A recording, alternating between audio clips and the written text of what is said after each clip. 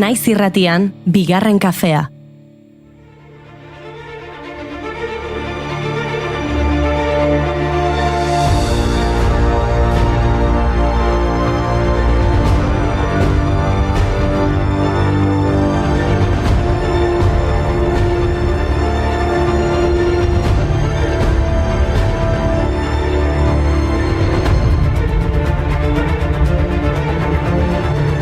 Egunon eta ongi etorri bigarren kafera, lehenengo eguneko zirrara alde batera utzi, eta horren bai, lanean buru belarri jartzeko une iritsi zaigu.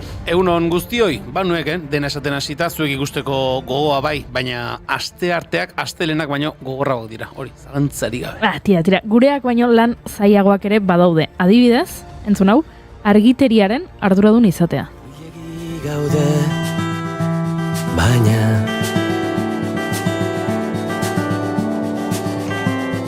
edo zein etxetan zindan eguan eguzki argitan hautsa izan.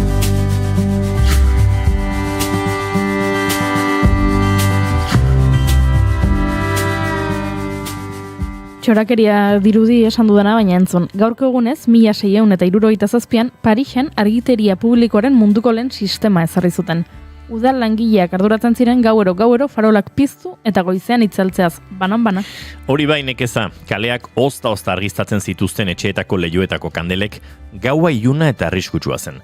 Testuinguru horretan Luis Amalogarrenak gustu fineko erregeak, luxua, moda, artea eta batez ere hiriko jaiak eta zalaparta maite zituenak, ez zuen nahi gauak festa etetea eta zerbait egin behartzuela bururatu zitzaion. Horrela, erregearen aginduz, tea eta farolen eramaileen zentroa sortu zen. Horrela jaio zen munduko lehen argiteria publikoa, 1677an inauguratua, 2700 olio farol baino gehiagorekin. Europako hiririk jendetsuenetako bizitza eraldatu egin zen, etorbide argituek kalean paseatzera gonbidatzen zituzten oinezkoak, eta saltokiak erakusleioak irigitzen hasi ziren.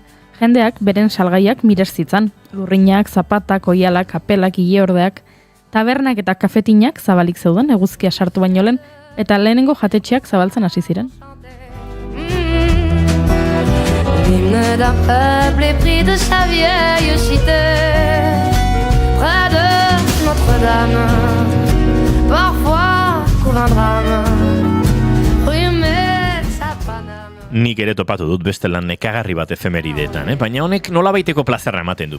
Zer iruditzen zaizue, eraikin bat ikurrinekin papereztatzea?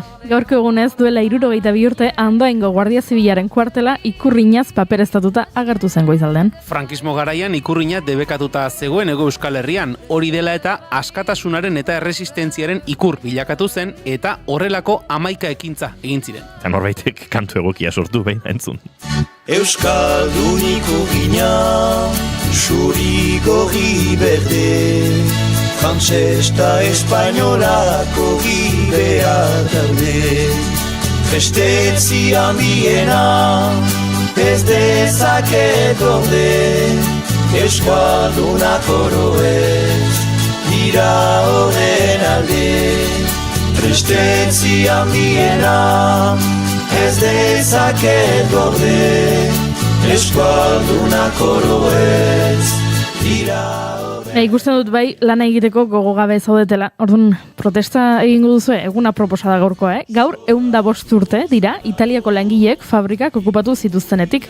Bienio Rosso bezala ezagutzen dugu gertakari hau. Turin hiriko Fiaten piztu zen metxa abuztuan langileek lantokiaren kontrola eskuratu eta fabrikako kontseilua antolatu zutenean. Azkar batean hiriko gainontzeko fabriketara zabaldu zen langileen ekimena eta ondoren Piamonte eskualdera eta gero Lombardiara. Eta 1920ko irailaren 2an Bienio Rosso edo bi urte gorria gisa ezagutzen den prozesua puntu gorenera iritsi zen. Burgesiak izua jota akordio bat sinatu zuen, zeinetan langileek errebindikazio abantaila handiak lortzen zituzten, baina promesa hori etzen mantendu. Stamattina mi sono alzato, oh bella ciao, bella ciao, bella ciao, ciao, ciao. Stamattina mi sono alzato e ho trovato l'invaso, oh partigiano.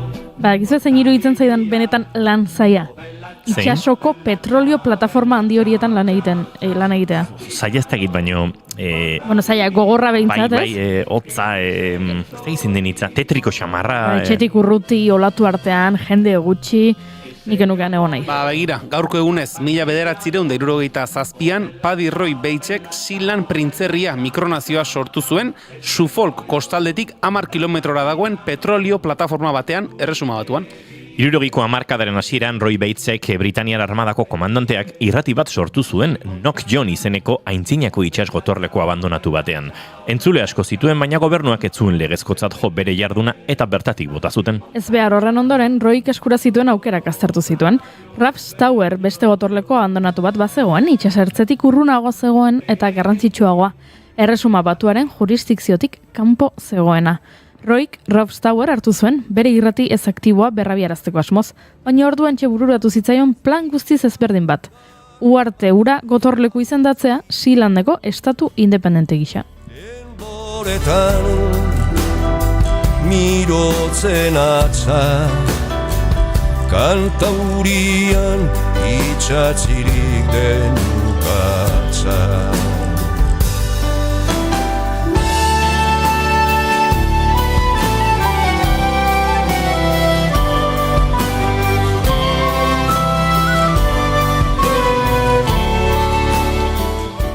Lan alde batera utzita, badakizu ez zer den astearte bat baino nekagarriagoa. Bota. Zer? Maratoi bat egitea. Bueno. Bai, gaurko egunez jaio zen maratoi kontzeptua Kristo aurreko 480 urtean. Maratoiko gudua gertatu zen eta greziarrek pertsiarrak garaitu zituzten. Filipidesi egokitu zitzaion berria ematea. Greziakoak lasterka egin zituen maraton eta Atenas artean dauden 42 kilometroak. Baina, baita alertuta amaitu ere. Helmugara iritsi zenean, irabazi dugu esan eta seko bertan hiltzen. Bueno, tira, hori da kondairetako batek esaten duena, baina kontua da 1896an Olinpiar joko modernoak hasi zirenean, sustatzaileek eta antolatzaileek antzinako Greziaren aintzak gogora ekarriko zuen ekitaldia ezagutarazteko modu handi baten bila zebiltzan, eta maratoiaren ideia berreskuratu zuten.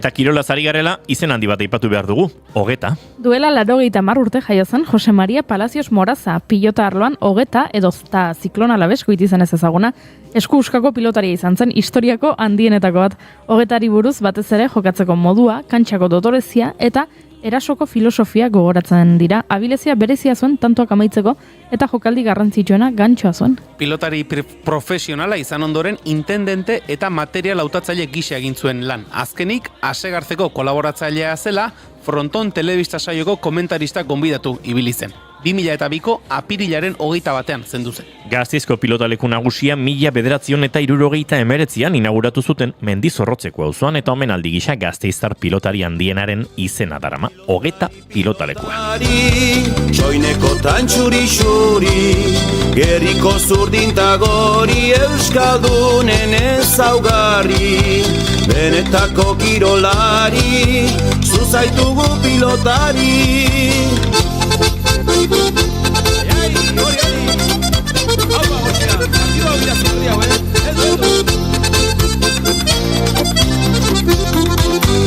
Ezkerreta eskubia, sendoak eta garbia.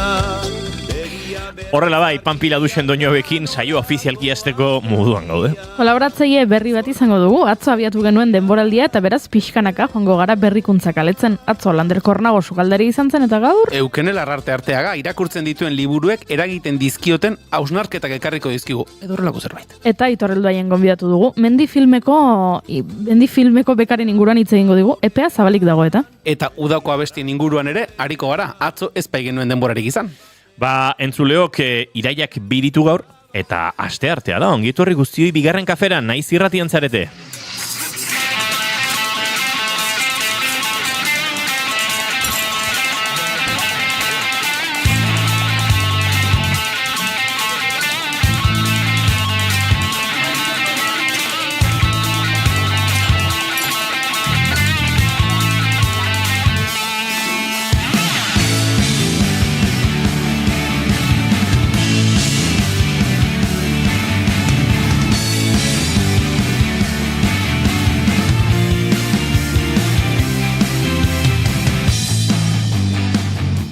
Zuekin jaun Andreok irudian ikusten ez den, dagoeneko reklamatu digu Gorka Santo Estebanek, kamara pixka bat ezkerretara eraman bar dela. Julen Goikoetxe horbe gozu, egunon? Baita zuei ere. Nahi eta egin dago izan da ez? Ez. Bai ez uste nuen, kabroi. Kamaran agertzeko daukadan gosearekin. Zuekin entzuleok Juri Ezeiz Arandi, egunon? Egunot.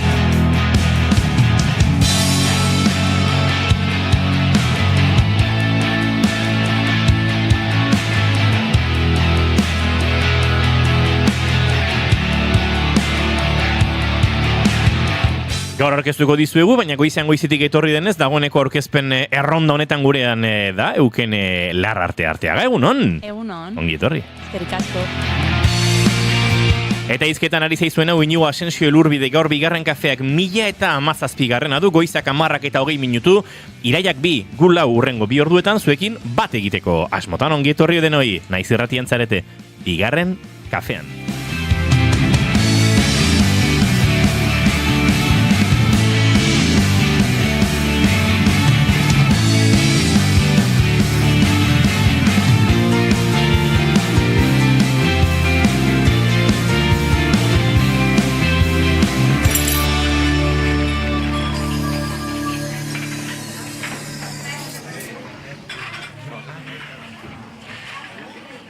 Euken Larrateri gustatu zaio Juri eta jarri egingo diogu saio hasteko.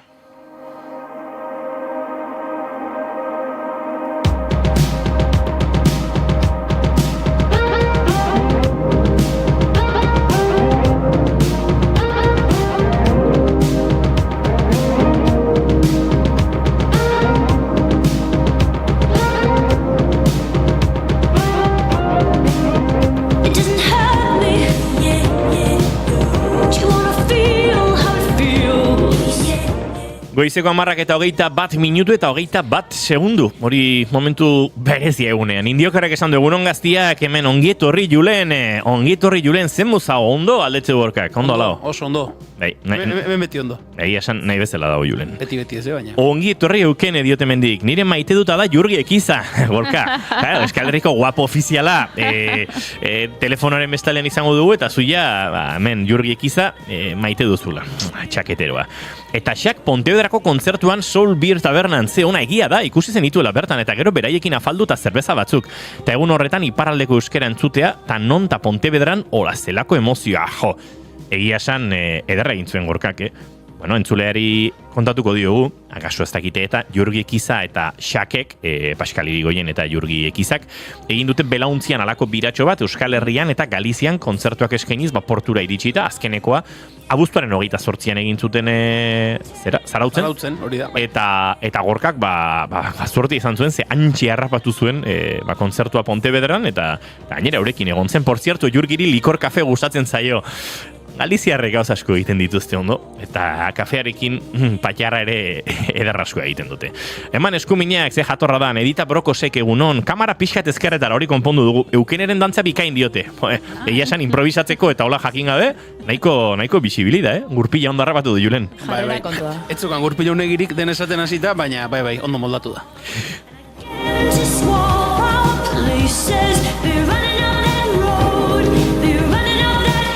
Eta bide batez, goizeko 10:23 direnean, gure laborategira armario berria iristen ari da. Baina, tira, Imanol eta Eneko abiatuko dira, antxe horren bila, eta haian erakutsiko dizuegu sare sozialetan egun hauetan. Indiokerrekona, luzapenak eta guzti Goiuri kolaboratzaile berriare oso ongi. Pixkanaka ikasten hasiko zea, ongi. Ez dakit, eukenerio Julen izaten zion. Julen pixka bat ikusi da, eta beno, beti bezala saiatzen geanak, ongi. Inigo zuere, beti bezain gogotsu eta bikain. Eskerrik asko, hola, gustu ematen du, Hola hasi daiteke saio bat. Hasiera honekin luze ari zen niri denboraldi egiten. Bai. Lehenengo eguna da? Lehenengo gurretik egurrean, lehenengo egunetik ni luze ari zeite. Bai, baina bestela xarma ez luke izango. Ez luke izango. Horrela beste Hori horrela da. goxotasun, bisitasun bat hartzen dio ni bintzat. Baina harrapatuko ditut, ja puntatzen ari naiz, Bai, karakola jatea joan behar du. Bai? Bai. Zu gaina karakol zali izango zea. Karakola baino gehiago saltxa, bai. Behin kontatuko dut, hortik broma daukagu eta Janire Arantzabe esan ez zinen aitak, Josebak. baina faltzen ginen kontzertu baten ostean, eta antxe gaurasoak, eta denak elkarrekin, eta hasi nintzaien kontatzen ni karakol zalea naizela aukene, eta batez ere pandemia garaian hasi nintzela, zure karakol zalea zara? Ez, nik oso anekdota hona dauket, nire ize badauke. Hola, azkar kontatuta, egun baten karakolak iten hasi zan, garbitzen da hola, eta kazuelan utzi zituen da festan atea zan. Eta, bueno, hor seguramente nahiko no bat azan iten da, bueltatu zanen. Etxe guztiak karakol ez. Buah, impresionante. Bueno, esan dezake platera zerbitzerakoan bi bider bildudako karakolak zirela. Bai, bi aldiz, bai. Ba, ni kontatu nion nola karakolak egiten dituen, eta ze hartzeiok, ze hartzeiok denik, igual, segun baino normalen, hola, urraiazpikotakok edo beikontako batzuk, karagi pikatu alin badore bai, normalen tipula eta piperragola pixka potxatze ditut, kaiena hola gogoz, nahi karakola pixka pikatzea gustatzen zaita, geho, tomate saltxare eroset bat ola oso berezia natuala, baina geho gainea horri ere tipula potxatuakin da pixka loditu iteiolt, eta auta beste, eta kakolak, beikona, arai josia, horre azpikoa, kakolak, iaizia patoa. Eta orduztik, horrela geratu gara, iaizia paratua esaldia, bihurtu da gure barne iztegia nola oso ikoa. Aizue, marrak eta 25 diren honetan, a ber, eta inigo, por cierto, lehengo eguneko gonbitea urrengo egunerako zen. Indioker, iaizi. Ostras.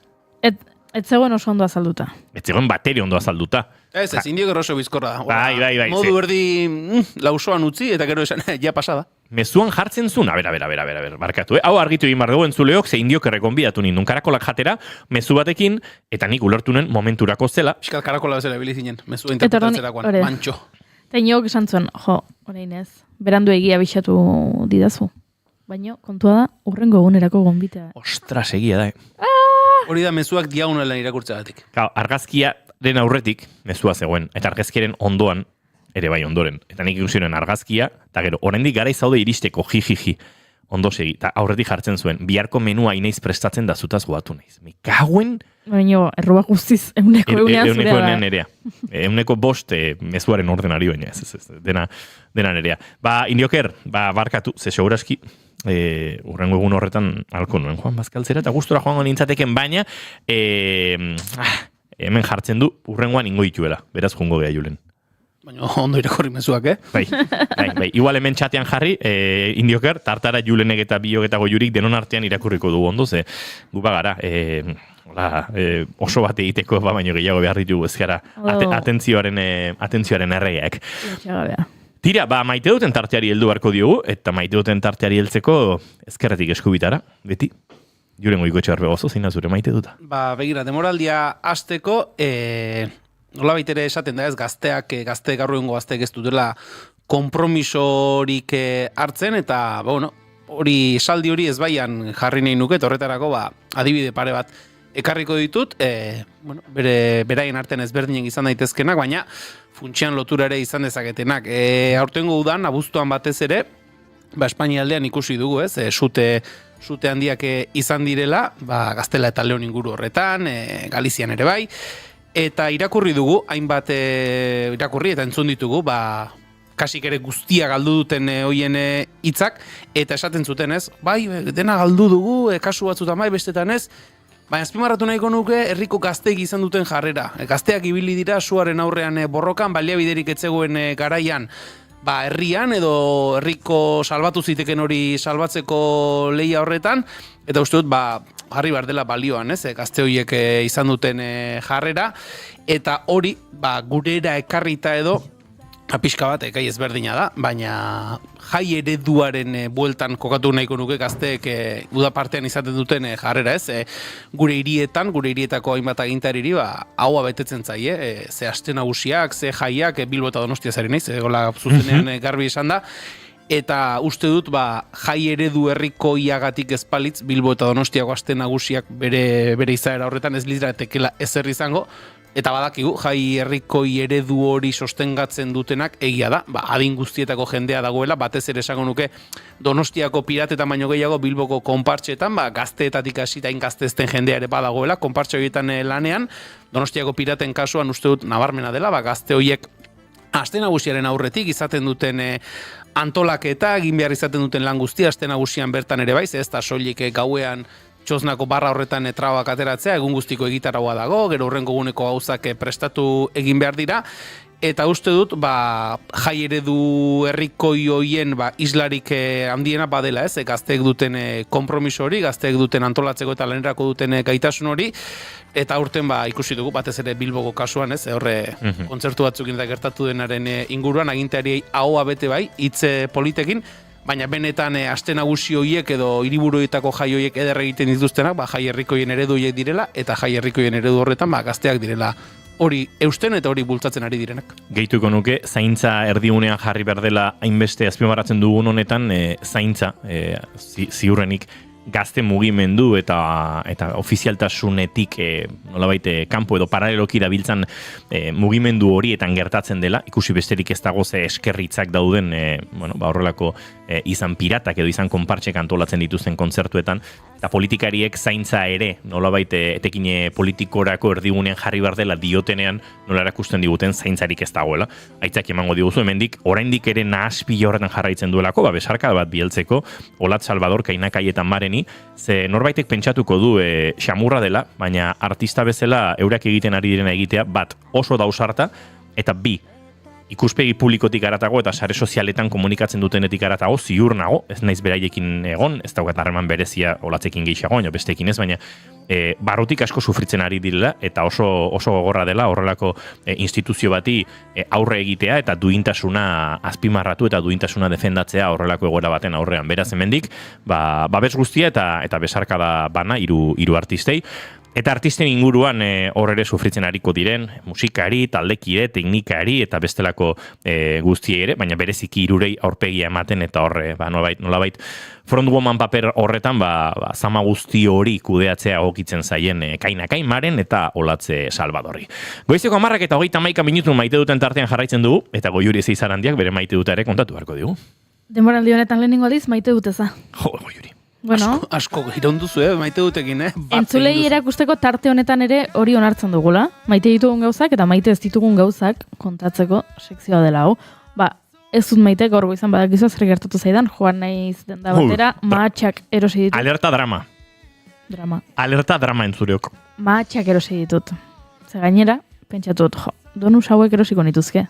Baina, mahatxak daude hemen, mahatxako beto. Ja, iraia izaten da urte hasiera bezala, asmonak, dieta, kirola, gauzoiek. Toron matxak erosi ditut. Konturatu gabe, poltsan jartzen zuela golosina zaporezko mahatxak. Eta poltsa ikusi dut... Eske, esaldi da pixkat nahikoa dineu, ez? Zer? Nahikoa dineu. Bale, zen necesidade. Eta hasieran pentsatu dut, broma zala, eta zalaian poltsa erakargarria egiteko, eta umei matxak jaten erakusteko edo dana dalakoa, ze matxak bai egia da, golosina bezala jaten direla.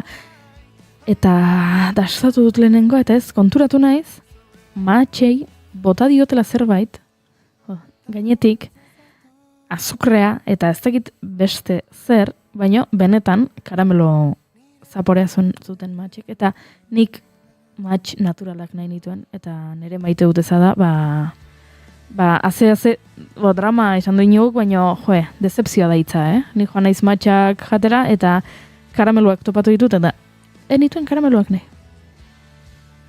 Jaua. Eskerrik asko.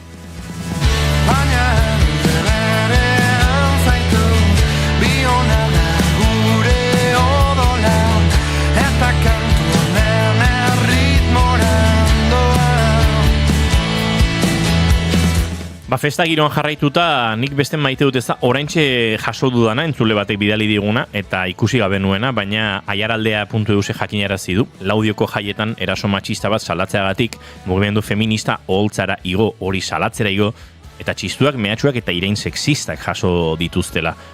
Feministas, hijas de puta, poned la música, feminazis eta horrelako astakeriak entzun behar izan genituen, azaldu dute, euren iritziz erreakzio horietzen kasualitate izan. Eta ala diote, emakumeok eta pertsona disidenteok presentzia publiko hartzearen ondorio zuzena baizik. Herri osoaren aurkako eraso bat. Eta gainera jakidinarazi dute, ez zirela nerabe desubikatu batzuk, ez da beste herritatik etorritakoak bakarrik. Jende asko konplize izan zela, adin guztietakoak eta inguru guztietakoak. Herrikoak barne azpimarratu dute. Eta gorroto diskurtso gorakadaren inguruan, testu inguru horretan kokatu dute gertatutakoa. fasismoak eta matxismoak atzoko irainen itxura hartzen dutela ohartaraziz.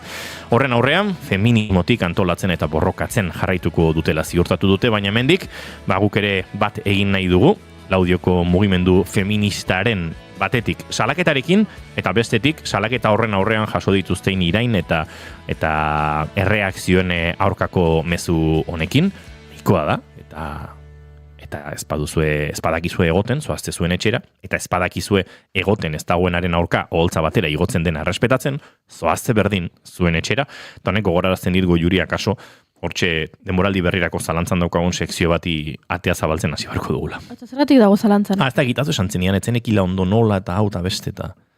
Ez da egia? Ez? Ez? Konbentzituan egon dudan zenuela. Ez? Ez barkatu. Beste gauza batzen. Beste gauza batzen. Horrekin lotutako beste gauza batzen. Beraz, puntu morea martxan jarriko Puntu morea. Ostiralero egingo dugu puntu morea izeneko sekzio bat. Fresko, etorri zarete porretatik, Kusten duzu. Ja, bigarren egunean horrela zalantzak eta sekzioen inguruko dudak eta ondari zarete, kontua da, sekzioari olako entidadea emateko berriz erentzule guk hemen dena kontatzen dugu, kareta moduko bat egin nahi geniola. Ez da din izan, venga, puntu morearen momentua baizik eta, sarrera moduko bat, bere musikarekin, eta Goiurik zalantzazuken ze musika eta ze forma man kareta horri. Baina sekzioa garbi egingo dugu. Hau izan liteke esaterako, puntu morerako eduki edo salaketa bat. Dena kontatzen hasita, egin nahi duguna delako, ostiralero, aste horretan gertatu den erasoren bat, edo lekuzkanpoko hitzen bat, edo gertakariren bat hartu, eta horren azaldu eta hausnarketa bat egin, konturatzeko denbora guztian gertatzen dela hau, eta denbora guztian existitzen dela zapalkuntza hau, eta orain egia dela ikerketek diotela, nerabeak mutilak direla geroz eta matxistagoak, naiz eta neskak geroz eta feministagoak dire, pixka bat horti joko dugu, ikusiko duzu. Goizego 10:36 eta Eukene Larraterekin gaian murgildo horretik, eta Eukene Larrate gustora murgilduko zen bai puntu morean, baita Laudioko mugimendu feministaren defentsa horretan ere, baina maite dut askatu behar diogu, uste dut dinamika ikusi duzula, ulertu duzula. Bai, ulertu de, baino onartu darrokat improvisatu ingotela. Noski, ez dizu gabixatu. Bueno, maite dut nire bizimodu herria. Azkenen aldaketa asko izaten nahi naiz bizitzan, txirrindularitza edo, goi mailako kirola eta txirrindularitza utzi dut, ez da gustatzen esatea txirrindularitza utzi detela, eta, pixka bat bizitza berri bati, hemen nao, zuekin, oso pozi nao, gustatzen zait, oso gustuko dut, oso eskertutan hau aukeragatik, ez da gezurrik esango, gaizki ere hain naiz pasatzen, azkenen oso aldaketa handia da, eta batez lehiaketak falta motatzen ditut, baina tira mundua ez da bukatu, txirrindularitzatik kanpo, asko gustatzen zat, eta, prozesu hortan dago, eta guaingoz maite dut, batza bat hain naiz, batzan ebili naiz, udaran ebaita lanen, eta Goiurenik ekarriko izkizun matxak, ez dauka zapore raroik, eta ezer, ni komprometitzen naiz ekarriko izkizutela prestatzen. Maastia dituzu baratzen? Bai. Baina hori ez da matxak bakarrik, hori da matxak premium, ez? Bueno, zakit bildu berritako matxak, eta zuk bildutakoak baratzetik beti dira hobeak. Nik badakizu zer ekarriko dizuan? Zer? Txaiotea, bai. Da, esaten dute meloiaren lehengusua dela. Bueno. Eta nereitak baratzan, oparitu bere lagun mexikar bateko oparitu zizkio naziak, eta izu bida, probatu, aber berastegin ateratzen diren. Eta antxe ere intzuen, eta atera da, txaiotea. Eta zezapore gozoa de baita. Oraindik ez du probatu guentxe atera direlako, baina ikertzen hasi gara, ze hasieran ez genekien zertzen. Tardan orain deskubritu dugu txaiotea dela, eta omen da, meloiaren lehengusu bat. Bueno, gun baten hemen kata bat prepatuko dugu, ez? Txaiotea probatuko dugu. Txaiotea, enun behin ere entzun. Kukurbitazoen familiakoa, omen da. Ara. Jo. Ze familikoa? Kukurbitazoak. Agien ez dut ondo esan, Julen amaika ikusteko tantzuteko jaioa etxuke. Temporaldiko horrenako irukoa hor txikusi du, Entzuleok 10:38 minutu, bagoaz aurrera, Eukene Larraterekin, bere tartean murgiltzera gainera, behar bezala.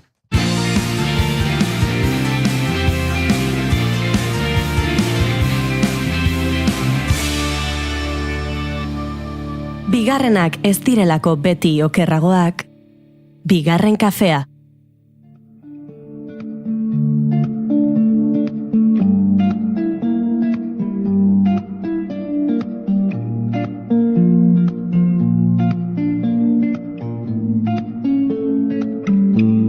es wird wieder gut,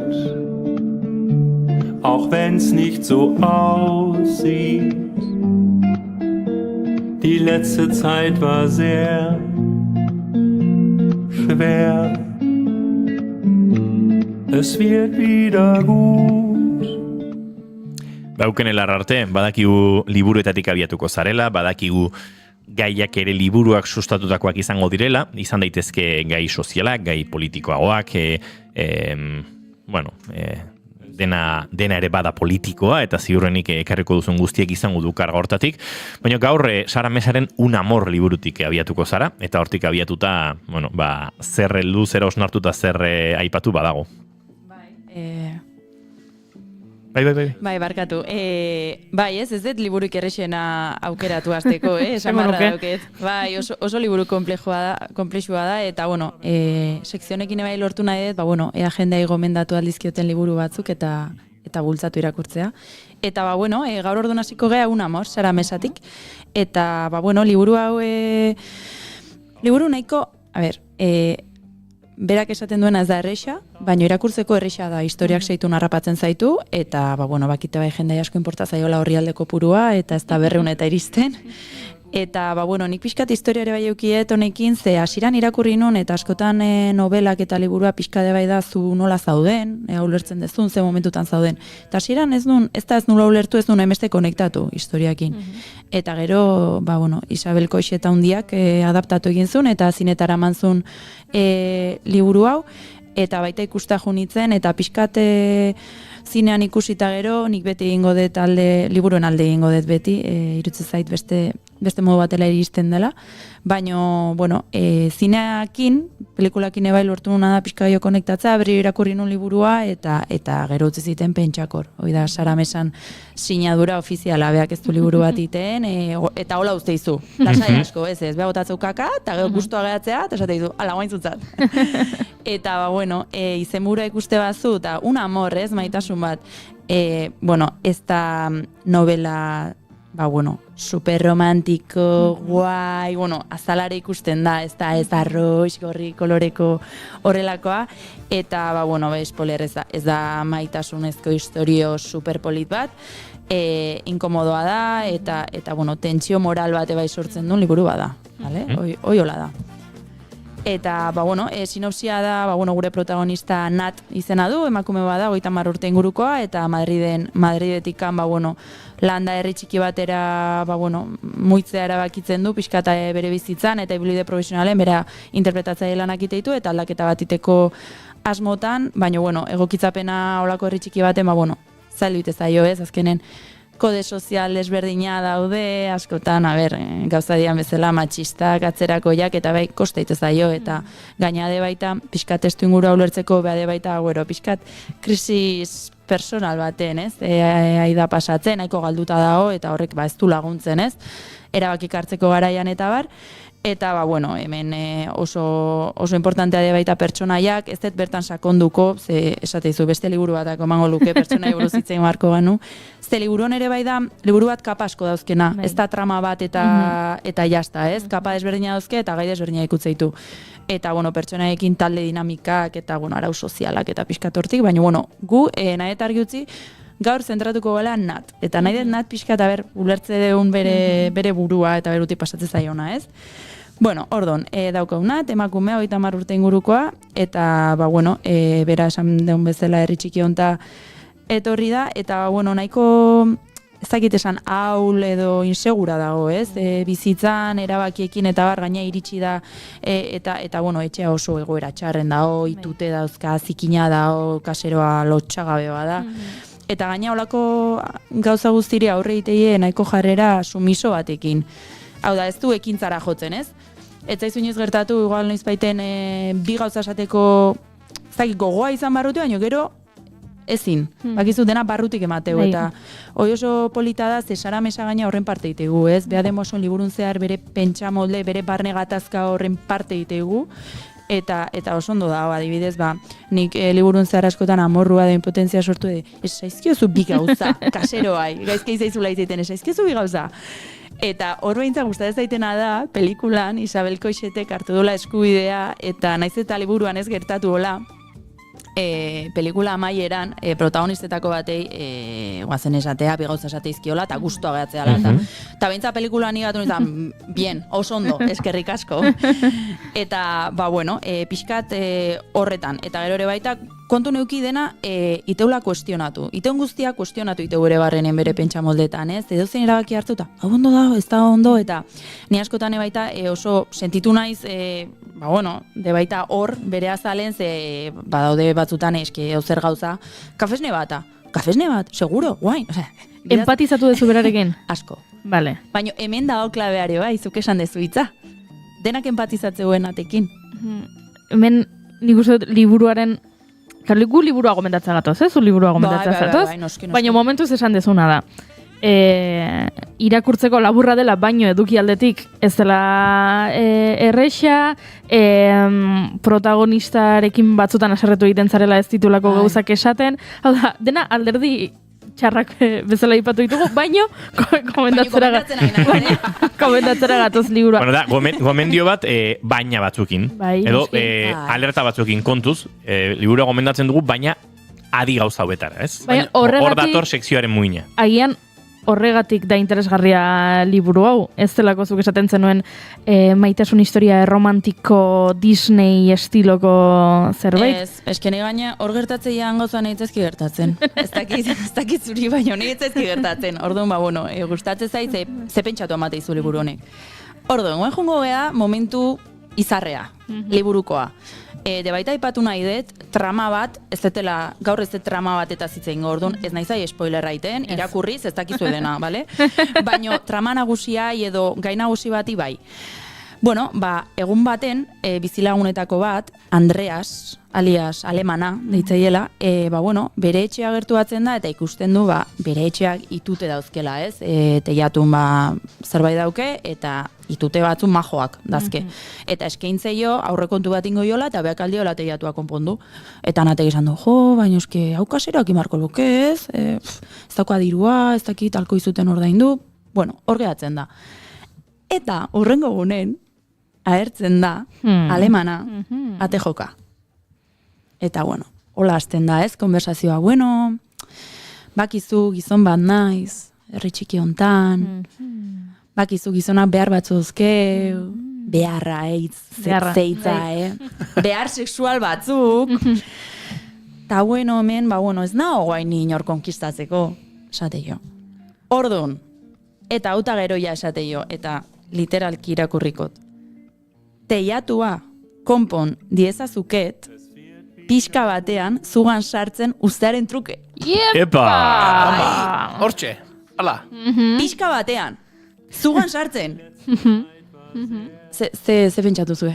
Imaginatu egun baten tipo bat agertzen zaizuela eta proposamen hau izuela.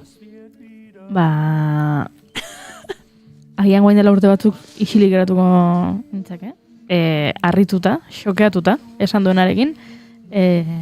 Orain uste dut zerbait esango niokela, baina ez dakizu, agian gero egoera hain da bortitza geratzen zarela baita izuzuta, edo bezala poliziari hotxe egingo nioke esateko tipo hau ez da gondo. Ja. Hor, ala ere, badago pixkat mito oso maskulino baten erreprodukziotik, eta esango nuke pornoaren industriaren kajoi oso baten erreprodukziotik. Necesidadea behar sexuala. Bueno, necesidadea ipatzen dugula, hori bada nolabait recepto edo proposamen prostituzioaren defentsarako erabiltzen den planteamenduetako bat, ez? Gizonaren, gizakien beharra, ze hor ere, lausotasun horretan jokatzen oso jaioak izan gaitezke, gizakiok ez, deno azkau beharrak, baina gizonezko konsumitzen dituzte prostitutak, euneko 89an. Bai, behar hori bada beste kontzeptu, esango nuke, kapitalismo heteropatriarkalaren ezaugarri oinarrizko bat, ez? Ondo ikuste izut, etxeko lanak inda, eta ondo zoaz. Ondo ingura dutan, hau asko ikasten dunik hemen, Bueno, eta, naten reakzioa da, gehatzea pixkatola, ez da sarretzen, ez da sarrea. Xok, zuk esan dezuna. Xoken gehatzea, esate jo. Ez, tate iztegu. Baino, lehen esan deun bezala, buelta asko bat eiola, eta bere barne bidai hortan, esate utazatik ez. Eta egun baten, impultsoz, ez impultsoz, nik uste meditatuta dela hartzeu, eta alemanaren etxea juten da, eta esateo, bai, eta sexua izaten dute, ez da maitasunezko sexu bat, da tramite bat. Osea, ikusten da, ez? Tramite bat da, berak natek ez du disfrutatzen, ez du plazerra sentitzen, ez du, hau, bukatzen dute, etxea juten da, eta hurrengo gunen alemana bere etxean agertzen da, prometitutakoa betetzeko, ez? Teiatua konpontzen dio, eta ez dio konversazioak ematen. Hortara juten da, teiatua konpontzera, bukatzen du, eta juniten da. Dana gehatza, hau zan, orduan. Osea, benetan zan, transakzio bat, ez? Salerosketa bat. Eta oso interesgarria bere burun planteatzen duna, ez? Prostituitu naiz. Teiatuako, osea, salerosketa bada, intercambio primigenio, nola esan dune baita, ez? Baina egia da, oso, edo da pixkat arau sozial bat da sexua hola, ez? Maitasuna egon behar dula sexua eukitzeko, dirua izan bat... beste meloi badago hemen, Claro, eskia, meloi asko dauzka. Bueno, eta Andrea oso zuzena izan da. Bai, eta gero bai gaina sexuan oso, errespetu osoa izan da, zio gaizki tratatu, eta ez baina ez aldu pixkat aprobetxatu egoera. Niretzat zalantzari gabe. Karo, a ber. Niretzat zalantzari gabe. Barkatu nork aprobetxatu du egoera? Andreasek, alemaniarrak. Bai. Alemaniarrak. Zekin teiatu gaizki zeukala, behar bat zeukan, eta behar horretikan, esan du, behar horren truke sexualdeten euki ez. Herrira iritsi berri den emakume bat, bera herrikoa betidanik bertan, badaude hemen beste faktore batzuk sartzen direnak. Beak ikusi du emakume zaurgarri bat eta bota dio. Niretzat ere aprobetxatu. Claro, eta horri burua alkoluke bukatu hor. Baina eski ez da bukatzen, zu protagonistakin bidaian jarraitzezu, eta berera bakiekin batiten jarraitu bazu, orduan, ja ez da ben gertatzen, behin da berriro gertatzea ez, eta beraien historia jarraitu iten du, eta gauetan bere etxea juten da, faltzen dute, sexua izaten dute, eta harreman afektibo bat sortzen dute ez. Baina, esan nahi dut, pixka bade baita hasten da, mendekotasunezko harreman baten bilakatzen hasten da ez, azken baten, natek gabezi batzu dauzka, alemana da, lehorra, zakarra, zaka konversazioek ez dute zaletasunik konpartitzen, eta zuei pixkat hori erakusteko, pixkat hiru pasarte ez, esango izkizuet. Bata da, bakizue intimidade giro hortan, sexu ostean, sofan daude lasai, eta bera azte zaio galdetzen. Eta zergatik ni ez, gustatu nizu, ez dakit nigan fijau zinen, herri iritsi nitzanen, eta Andreasek izate jo, hola, ez. Orduan, ni izan naiz, beste edon horri izan ziteken bezala, eta Andreasek, bai. Karo, eta horbe isildu iten da, eta imaginatu nola aldun sentitu ez, eta gero beste baten de baita da, adibidez ez dute plan asko egiten, ez dute zaletasunik konpartitzen, baina egun baten mendira egotzen dira, eta paisaiek uste nahi ziela, bera barenen imaginatzen du, Andreasek hartzen diola, eta esaten diola gauzte politia zauden, eta besarka bat emate diola, baina ez da gertatzen. Orduan, ja pixka bat desoreka bat da sortzen, ez? Azkenen Andreas ikuste deu, ez dakitze azkizen nahi du, nobeak harremanan modu bat emateko modua dauke, eta natek gabezi batzuk dauzke, baina ez zatikan jarraitzeu ekin. Sexua da, hoi orduan, maitasuna da, zer da? Zeinek, Andreasek natekin edo natek Andreasekin? Ez biak, behin artekoa, zer da? Nik ez liburu irakurri. Baina hemen badago, nire ustez, zerbait, amodio ulertzeko modu oso tradizionalaren kutsu hoietatik, ez?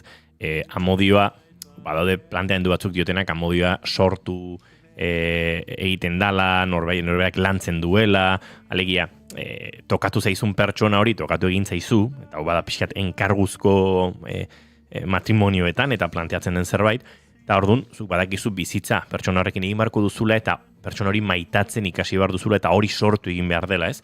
Ez dela, eta ez dagoela zerbait hain kimikoa, non maite minea, igual, modu erromantiko batean ulertzen dugun bezala, ez? Norbait ikusi eta hor zerbait sortu da, eta kimikaren gorazarre hori eta. Nate gantzatu itea, Egunero, kiston gozea daka, Andreasen gozea daka, desioaka, adiktiboa da behantzat. Osa, netzat, deskribitzen nahi izan bezala, ni identifikauta sentitu nintzen, ni noiz baite hona maite minduta, eta badakit zertan sentsazioi, eta puntu baten ebaita da, muga bat dala obsesioa. Beakin obsesionatzeare, bai, espiatu ite jo. Zeloak sortzen diare, bai. Toxizidade bat sortzen dora. Bai, eta maitasunaren fase asko ikutzeitu, edo elementu asko.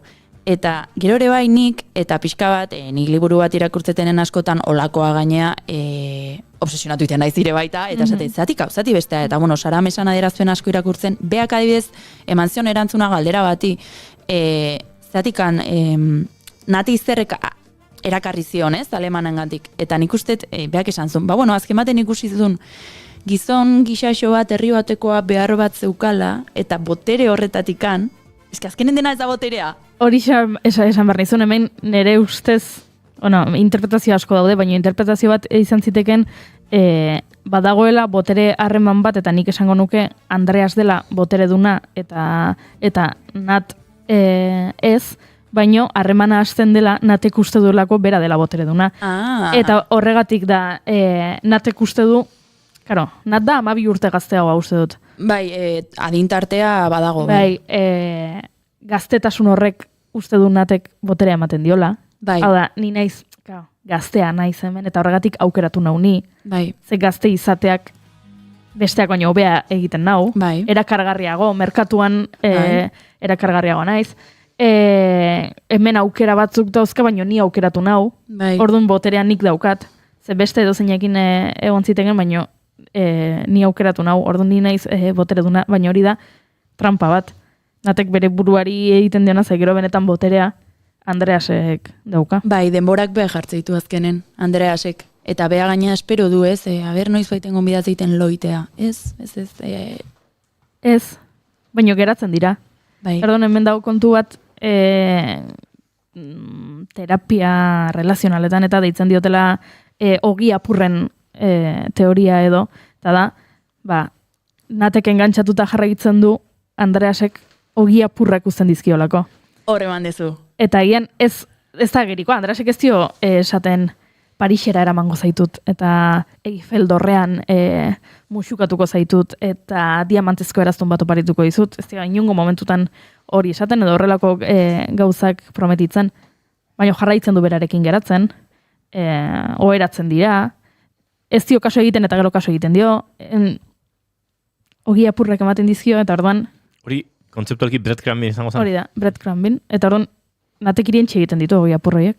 Noski, oso ondo. Hor asko gustatu zait azpimarratu zuna, ze bea, eske ez da trampa bat, igual Andreasen funtzionatzeko modua da, edo berak harremanak emateko modua da, baino azkenen dependentzia bat sortzen da, eta desoreka badao, bereen arteko harreman afektiboa, pixkako ez daitez edo laitza, baino eski egia da, osea... Bai, eta uste dut badela. Bada. Bai, baino, desberdina. Beste gauza da, orekatua den, sanua den, ondo dagoen, baina harreman afektiboan ikuste dut badela, ez? Baina ez zaizu inoiz gertatu, zenei bai, eta sarigot, noiz baiten pertsona bat gustatu, edo, zerbait euki, eta pertsona horrek ez dizu kaso ikiten ozu nahi dezun moduan, eta alari engantzatu eta esan, kaso nahi detitea, eta atzeti jun. Akizu, puntu artean nik uste natere bai hoi daukala. Hoi dauka. Eta zuk irakurle bezala, oso leku interesgarri baten jartzen gaitu Sara Mesak, ze zuk naiz eta zuri hori gertatu zaizun, agian liburu irakurtzen ari zarenean esaten duzu. Tonta. Bai, eta esatezu, Tonta, eta gero pentsatzen duzu. Aiba. Ni agian duela 7 urte, horrelako egoera baten egon nintzen, Bartzelonan egon nintzenean.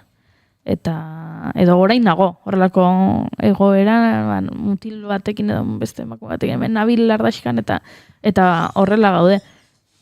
Baino irakurtzen duzu, eta ikusten duzunean horrela kanpotik, ez? 3. espektadore bat bezala, pentsatzen duzu, zertan nahi da. Bai, baina nik adibidez oso arrona zenik ez dute paitu nat. Osa, inungo momentu honek da esaitela, txeka, venga, mesedez, esan bi gauza honi, beste hai. Empatizatu aipatu duzu, uste dut, empatia hori ere badagoela, denok nolabait bizizan dugulako gure burua Naten paperean.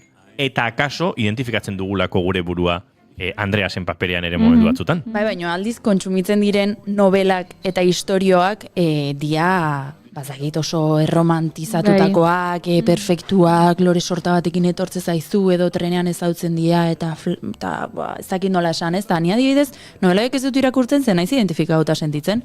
Eta oaingo nekin naiz esan joenat, baina igualen naiz esaten joenaten edo joeukene. Oindezu maja. Nik aldarrikapen txiki bat egin nahi dut, askotan pentsatzen dugu, pelikula bateko protagonista edo liburu bateko protagonista gaizki erortzen bat zaizu, pelikula ez zaizula gustatuko, edo liburu ez zaizula gustatuko. Jendeak esaten du, pelikula ez zaizu gustatu, porque eske ez da protagonistetako bat ez zait ondo erori. Edo, nik uste dut, gustatu dakizukela edo liburu bat, naiz eta protagonista ez gustatu. Bai, guztiz, eta hemen Sara Mesakiteu oso refleksio polit bat, bere elkarrizketa batean, ze azkenen, berak aurkezten du liburua, kontu, mundu literarioan gorroto gehien sortu duen pertsonaia bezala, Nat. Eta, hori irakurri nun da sanon, nola posible? Osa, Natek gorrotoa? Lehenago alemanak, o beste pertsonaia asko daudela, ez? Esan nahi dut, nola Natek gorrotoa? Eta, berak oso ondo esplikatzeu, gaur egun, azkenen aditu asko daude, liburun aditu asko, ez gaur egun gaina sare sozialekin daola, badaude Letterboxd eta, pelikulekin eta opinatzeko eta foro asko daude, ez? Eta beak esateu, jendeak erabakitzeula, goiuruk esan duen bezala, novela bat gustatzen zaio ez, identifikauta sentitzen denaren edo ezaren arabera, ez? Orduan, horrekin empatizatzen dute edo ez da, karo, empatizatzea arrixagoa da heroina batekin, edo ero batekin, edo ez da, olako norbaitekin, pixkat inkomoda dana, erabakitxarrak hartzituna, edo nazten dan pertsona batekin. Eta nik anekdota badaukat, ez zinene, oso potentea. Zupetxatu, eszena nahiko potente honetan, proposamen hau inzionen, edo Andreasek guatzen aize baita, pixka bat erantzun, nahiko guazen esatea, txarrak emate zizkionen natei, nine onzinen, pelikulan super sartuta, sufritzen, behakin batean, atekin sufritzen hain nintzen. Eta horako baten, gizon bat, parrez hasi zan. Baina, parra algaraz, Eta sanun. A ber, pelikula berdien gaude? Nola da posible hau? Eta horrek, karo, de baita pentsatzea eman ziten. Claro. Eske liburua igual pertsona guzik ez dugu igual interpretatzen, zatikan. Hau gertatu zitzaigun, zinemaldian, gainera zinemaldia badator, eta hitz egingo dugu, bide batez, Imanol González Gurrutxagak aipatu digu, pelikula hau oso gomendagarria iruditzen zaiola, zinematografikoki ere oso ondo egindako pelikula dela, baina ari ginen El Buen Patron ikusten, Leon Daranoaren pelikula, eta esango nuke Bardemek protagonizatzen duela El Buen Patron, eta hor, botere harremanak, pixkate legearen mugan egon daitezken harremanak ere bai, adinaren arrakalarekin eta bar, eta aretoan bazuen momentu asko nun jendeak parra egiten zuen, eta egia da, hor badagoela zalantza hori ez, parra egiten duzu konturatzen zarelako ari dela egoera hau ridikulizatzen zuzendaria, edo parra egiten duzu barregurea sortzen dizulako estrukturalki ez, eta ziurrenik, da barre asko, igual gehientsuenak bigarrenetik ziren gehiago, eta horrek egiten du, pelikula horren konsumoa, pixkat, larria izatea edo zu ez zer oso xamar joatea. Segundu batean, estudio zentraletara salto egingo dugu azken ordukoaren bila joan behar dugu eta antxe dugu Itxaso Leone lankida, segituan izango gara bueltan eukene larrarterekin, baina pres gara, azken ordukoari heltzeko Itxaso Leone, egunon? Kaixo, egunon Inigo eta egunon entzulei ere, aipatu behar dugu Belgikako gobernuak astearte honetan iragarri duela, ofizialki onartuko duela Palestina estatu gisa, irailaren 9 hasiko den Nazio Batuen Batzar Nagusiaren hurrengo bileran, Frantziak, Kanadak eta Australiak iragarritako erabakiaren ildotik. Halere, neurri honen formalizazioak Hamasen kudeaketaren amaierara baldintzatu du formalizazio hori. Hala adierazi du Maxime Prevot, Belgikako lehen ministrorde eta atzerri ministroak isa sare sozialeko bere kontuan, eta nabarmendu du keinu politiko eta diplomatiko sendoa dela bi estaturen konponbiderako aukerak babesteko eta Israelen asmo edatzaileak gaitzesteko. Halere, Belgikako diplomaziaren buruak mezu berean adierazi duenez, azken baitua askatu eta Hamasek Palestinaren kudeaketarik bere gain hartzen ez duenean gauzatuko da aitorpen hori errege dekretu baten bidez. 2023ko urriaren 7ko erasoek israeldarrei eragindako traumagatik justifikatu du hori, 1200 hildako eta 250 baitu utzi baitzituzten. Ildo horretan, Palestinako miliziaren aldekoek egindako antisemitismoa edo terrorismoa hala esan du goraipatzeko edozein ekintza gogorrago salatuko dutela ziurtatu du. Bestalde, gurera etorriko gara, egunean zehar aipatu dugu gazte bat hil egin dela Okondon autoistripu larri batean, informazio hori eguneratzera goaz, izan ere bi gazteren heriotza baieztatu dute, bi gazteren heriotza eta beste bi larri zauritu dira Okondon izandako autoistripu larri horretan gaur goizaldean 17 eta 19 urte bitarteko 2 gazte hil dira eta beste 2 larri zauritu, 4 gazte zihoazen ibilgailuan esan bezala 2 neska eta 2 mutil ziren eta Lakuako segurtasun sailak jakinarazi duenez, istripua goizaldeko ordu bata pasatxoan gertatu da A36-32 errepidean Okondoko udalerriaren inguruan. Autoa errepidetik irten eta irauli eginda barruan zihoazen 4 gazte horiek harrapatuta geratu direlarik. Suhiltzaileek lagunduta gazte guztiak erreskatatu dituzte eta osasun zerbitzuek bihotz biriketako bizkortze maniobrak egin dizkiete. Alere gidariak gaztea bera ere istripu lekuan hilda eta beste 3 ospitalera eraman dituzte, 2 larri zaurituta, hoietako bat ere hil eginda. Istripuak errepidearen itxiera eragindu eta ez da trafikorako berri zabaldu goizeko 5:00 arte. Eta trafikoaz ari garela aipatuko dugu ere duela 2 ordu inguru bide lanak abiatu direla Nazional 121A errepideko 73. kilometroan, Irunen edo Lamiarriko tunelean, eta itxita geratu da norantza bietan, beraz desbideratzea Gipuzkoa 34-55-tik egiten ari dira, adi beraz, hauek orain arte aipatzeko ditugunak aktualitateari dagokionez. Eskerrik asko bai Itxaso Leon, eguerdiko 12etan informazio gehiagori helduko diogu hementxe naiz irratian, gu bien bitartean, bigarren kafe hartzen jarraituko dugu zuekin entzuleok.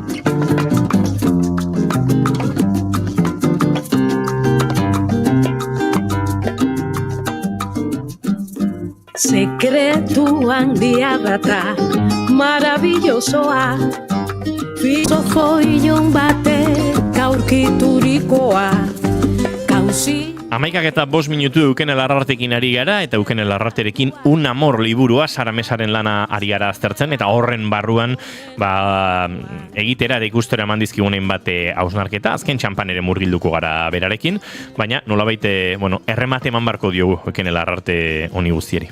Bai, eta arremata izen buruakin da, ez, maitasun bat. Osea, ni lehenengo aldiz esan detenen ez nula guztiz disfrutatu irakurketa da, ze bukatu nun, da zan, nola maitasun bata historio kontatzeit. Osa, nola, karo, beste espektatiba batzun ezkan, ez? Eta gainea, liburu guztin zehar ez dakit maitasun hitza aipatzen den, maitasun ekintza oso gutxi daude, maitasun ekintzik politienetako bat ematen da ez dizuet kontatu, eta hau da zuek irakurtzeko, karo. Eta, ikuste badezue, gauza asko ez ditu kontatu, gainea trama nagusitako bat ez deta aipatu ere egin, txakur batekin daukaz ere ikusia gainea, ez dezu esperoko, baino bai, txakur bat. Eta igual txakurrekiko maitasuna da on maitasunik politxena. Beti. Eta, bestela de baita animatzen zaituztet, Sara Mesan beste liburu batzuk irakurtzea, Zikatriz, Silencio administratibo, oposizio barkatu azken atera duna, eta guztiek, pixka bat line gola jarraitzen dute ez, tentsio moral bat, edo pentsakoruzea osunartzea derrigortzen zaituzte, eta animatzen zaituzte eta irakurtzea, eta edo bestela Sara Mesaren novela gehiago, eta animatu. Eukene Larrate, plazer bat, estreineko ederra egin dugu, hausnartzeko uste baino gehiago liburua, eta eman lezakeen, ze tiraka eta tiraka saio guztirako ere emango luken hausnarketa da, baina aurrera egin barko dugu, Juri. Noski, baina oso interesgarria, eta izu pozik datorrenerako. Bai. Sekzioetan zer deskubritzen dugun. Estrenatu dugu Eukene Larrarteren sekzioa, Eukene, azte pare baten berriz ere elkar ikusiko du. Bai, eskerrik asko, aurrengoan zekartzeten. Zaindu asko. Bertan daude Bob Marley, eta botoko Mari, Mauricerekin Williams, Nacho soinulari. Ez diamante, ez perla, ez zure gorriri, alegrantzia baino, ez dago berik. Pobreen bizi poza, gauza ederra da, ez da tristea izango, urrengo alborada. Zergatik dugun hemen, hainbeste algara, sekretu handia da, maravillosua. Bizi pozaren alde, konjuratu gara. Ez diamante, ez perla, ez zure gorriri, alegrantzia baino, ez dago oberi. Goizeko 11:08 minutu Ines Osinaga eta Duo Jaderen Alegrantziaren aldeko konjura kantu honekin egin ditugu azken minutuak euken Larrarterekin, eta bagoaz aurrera, Azparnera egin behar dugu eta salto segituan eta labur bada ere.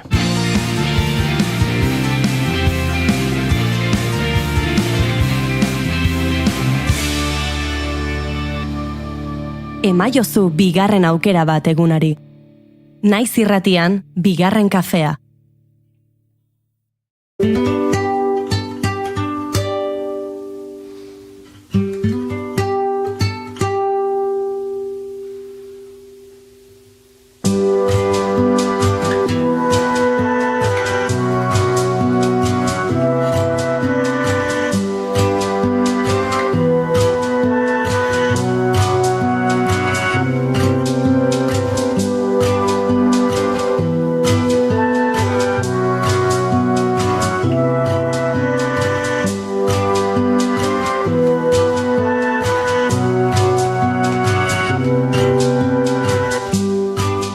Baten artetik ala, logaltze baten korapiloa. Argitzala, argia eta itzala.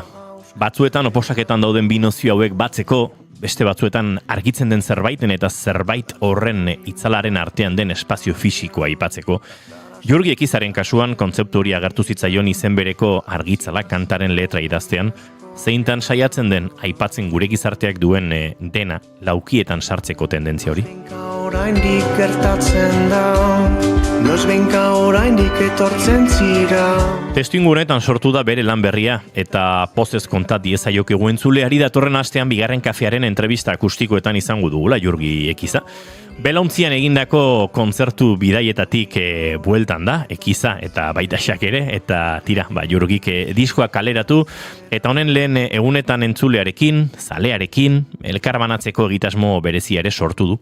Epe laburreko denda bat, Azparnen aste honetan guztian egongo dena. Telefonoren bestaldean dugu Jurgi Ekiza, egunon eta ongitorri Jurgi. Egunon zuri eta egunon zuei. Bai, aizu, aipatu dugu epe laburreko dendaren kontzeptu hau, eta tira, moderno xamarra ere iruditu zaigu, hemen burutapen, berezi xamar bat izan duzu, diskoaren inguruko materialak, eta esango nuke, sorkuntza prozesu hori eta aipatu dugun testu inguru hori ere nolabait entzulearekin, zalearekin elkarbanatzeko asmotan edo. Bai, hori zen ideia. Lehenik, noski, denda bat bezala pixkat diska hori aurkeztea jendeari eta emateko aukera erosteko, pixkat laborantzan egitenen bezala orain geruta gehiago zuzenean konstritik hori konsumitzaileari, hori ideia zen pixkat gu musikan ere, kulturan ere uste dut ongi dela ere berba intermedio batzu moztea eta egita zuzenean da. Alde batetik benen gogo hori, eta gero horrez gain, nahi nuen aukera eman jendeari, deskubritzeko nahi bazuen, pixkat gehiago nola egiten zen diska ez, beraz hemen jarri dut dendan ere nire estudioko parte txiki bat, eta bada aukera kantak entzuteko, esplikatzeko nola egin dituztan eta eta baita portadaren zat erabiliden kolaz hori artea, hemen daukat originala dendan, eta artista horren beste obra batzu ere. Eizu, testu inguru oso berezian, horre Sara Labonen Feixara Kolaxe erakusketa hori tarteko esperientzia oso bat bizi du bisitariak, nolabait oso menu berezia prestatu duzu azkenean eta testu inguru oso bat ere bai ez? Bai, hori da, azken finean oso berezia ere izaten da erakusketa parte bat, eta parte bat hola gehiago dendarena, baita ere aukera bada diska entzuteko biniloan hementxe bertan, eta hori nahi nuen ere diska biniloan izateko pentsatu da, beraz, binilo irako gailon bat ere pini dugu hemen, eta aukera da ikustiko nola fabrikatzea eduztan CD-ak, eta CD-ak ere eskuz montatzen ditut, beraz, hori zen biskat ideia erakustea prozesu hori nola dendena egin dudan nik pixkat isolamenduan eta bakarrik hori konpartitzeko zen ere. Eta batez ere aukera da niretako ere da jendearekin tarte bat pasatzeko, jendearekin hitz egiteko, eta diska entzun badute dianik aurretik haiekin mintzatzeko ere. Azken finean, diska bat ateratzean hori dela berbaz niretako zailena, sortzaile bezala, da ni naizela etxean, eta jakin gabe, nork eltzten duen, nork ez, jendeak zer dioen, hor aukera da ere, hori, jendea pasatzeko, eta haiekin mintzatzeko, eta baita ere kafe bat hartzeko, eta lasai egoteko ere lokal batean. Bueno, diskoa, disko digitala, disko fisikoa, viniloa, denerako ematen du argitzala honek, eta datorren astean zurekin lasai eta luzitzi ingo dugun horretan ere, izango dugu aukera aipatzeko, ez, sorkuntza prozesua eta grabazio prozesuare oso pertsonala, oso zuk zeu goiti bera egindakoa izan delako, baina horrek ere zentzu berezi ematen dio, ez, aipatzen duzun bezala, bertara hurbildu, pixkate, estudioaren girori kokatu duzu Azparnen, non dago kokatuta Azparnen denda, nola topa dezake entzuleak, Jurgi, aipatzen ari garen? Hori, hau. Dago zentroan dago, okintegiaren ondoan, normalen jendeak atzu baten du ereski okintegia, eta Azparne pixkat ezagutza dute entzat, Suriatea tabernaren parean, hori dira gure taberna. Zentroan dago, eta deitzen da Soribit, CH batekin hastapenean, Soribit erakusketak gela. Soribit erakusketak gela horretan argitzala, Jurgi Egizaren diska berriaren aurkezpen berezi hau kontatzen ari garena, uste dut hemendik aurrera bertaratu, ezagutu eta gozatu egin behar duzuela, baina Jurgi datorren astean egongo bagara ere, entzuleari ere aurreratuko diogu, diskonek aurkezpen data baduela dagoeneko, eta aurkezpen data horri nolaiteko azpimarrare egin beharko diogu, Kafe Antzokian Bilbon izango da. Bai, lehena izango da hori, lehen 18an, gerrateko oso postik naiz Bilbon astabila hori, eta gero Euskal Herri osoan izango dira 20 bat kontzertu hilabete bat erdiz, edo asko izango da, eta normalki ikusi nahi nahoenak aukera izango du etxetik nahiko horbil, normalki, edo nun bizirik ere. Zalantzarik gabe, baina bien bitartean, Kafe Antzokirako iraiaren 18 sarrera horiek ere salgai dira entzuleok, datorren astean, Jurgi Ekizarekin hemen bigarren kafean, luze eta lasai hitz egiteko aukera izango dugu. Jurgi, ez dizugun minutu gehiagorik lapurtuko, zaindu entzulea, zaindu denda, epe laburreko denda hori, eta datorren astera arte. Venga, serik asko, besarkada bat, ikuskoria. Kabitika eratzean, hala kabitik erortzean, soria izan nahi du.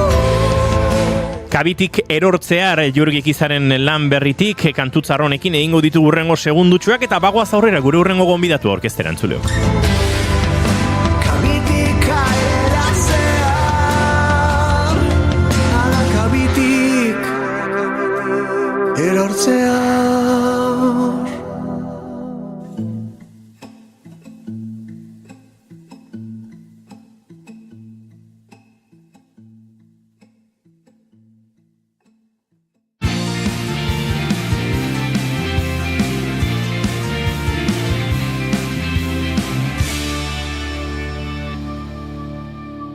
Bigarrenak ez direlako beti okerragoak, bigarren kafea.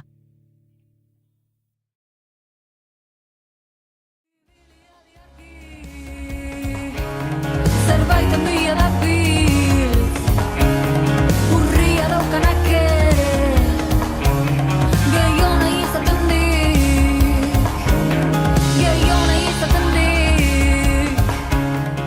Urtarrila eta iraila norbere buruari helburuak jartzeko hilabeteak izaten dira. Gauzei garaiz heldu eta aurrerapen dezenterekin ibiltzekoak baldin bazarete, eta hilabete honetarako aurre ikusitako egitekoen zerrendan mendiko kulturaren ikusentzuteko sustapena kontzeptua ikusi baduzue, akaso ezineten askorik estutuko lanak aurreratuta dituzuenaren seinale izango delako. Aldiz, prokrastinazioaren jarraitzaileak baldin bazarete, jarri martxan aguro, izan ere, irailaren 30ean amaituko da 6. Mendifilm beka deialdian parte hartu izateko lanak aurkezteko epea. Abenduan Bilbon 18. egingo den zinema jaialdian ezagutuko da aurtengo proiektu saritua, baina aurkezten diren lan guztien artetik 5 finalista hautatu behar dira lehenik. Despistatuen azken bagoian doanen bati argia pizten bazaio ere, Mendifilm beka hitz egiteko gonbidatu dugu bigarren kafera BBK Mendifilm Bilbao Bizkaia jaialdiko komunikazio arduradunen Aitor helduaien Mateo. Egunon Aitor? Berdin, egunon. Aitor, lehenik eta behin, mamian sartu aurretik. Orain berre gutxi Ekizarekin hitz egin dugu, Jurgi Ekizarekin entzun diogu. belauntzian egin dutela bidaiatxo bat, kontzertuak emanez, horri, Menditxon Jorren sartu ezkero, bekarako proiektu izan daiteke? Bete-betian, eta ez dago zertan Menditxon Jorra ere sartu barrik, hola, oso zabal esango dizuete, bueno, nondi atoz itxasurak. Bueno, badauka zer ikusia mendirek. Ez egia da, bida, eta azken aldian gainea itxas kontuekin eta lotutako abentura asko izan ditugula pelikuletan eta aurkeztutak gaitegi bezala, eta noski hori ere bete-betean sartzen da Mendi film jaialdian. Naiz eta Mendi izena duen, azken batean abentura bere osotasunean ulertzen duen zinemaldia da geurea. Esan dugu, Aitor? Esan jurgiri baietz. Hori da. Lantzeko zerbait. Zerbait izango dute grabatuta, seguro. Horrelakoetan zerbait grabatuko zuten. Hilabete, esan dugu hilabete eskaz geratzen dela lanak aurkezteko epemuga horretarako, pentsatzen dugu ondo bidean gehienek lanak ondo aurreratu izango dituztela, hilabete nego izan daiteke? Horrelako proiektu bat, bombila piztu eta proiektua bera aurkezteko? Egia da lana dagoela horratzean, eta hori ezin dago ezkutatu ez, eta horrela batean paste sortu eta zerbait atera, gertaliteke baietz, ez? Sormen puntxu batekin eta bat freskotasuna izan ezkero, berba da oso idea politxu bat eta gero garatuliko den idea bat sortu liteke, ez? Karo, hemen aurkezten direnak azken batean ideiak dira edo proiektuak dira. Gero garatzeko urte oso bat izango dute, hartara, esate baterako orain daukagun, indarrean daukagun deialdi honek, hemendik urte betera izan dezan gero bere erakustaldia, ezta?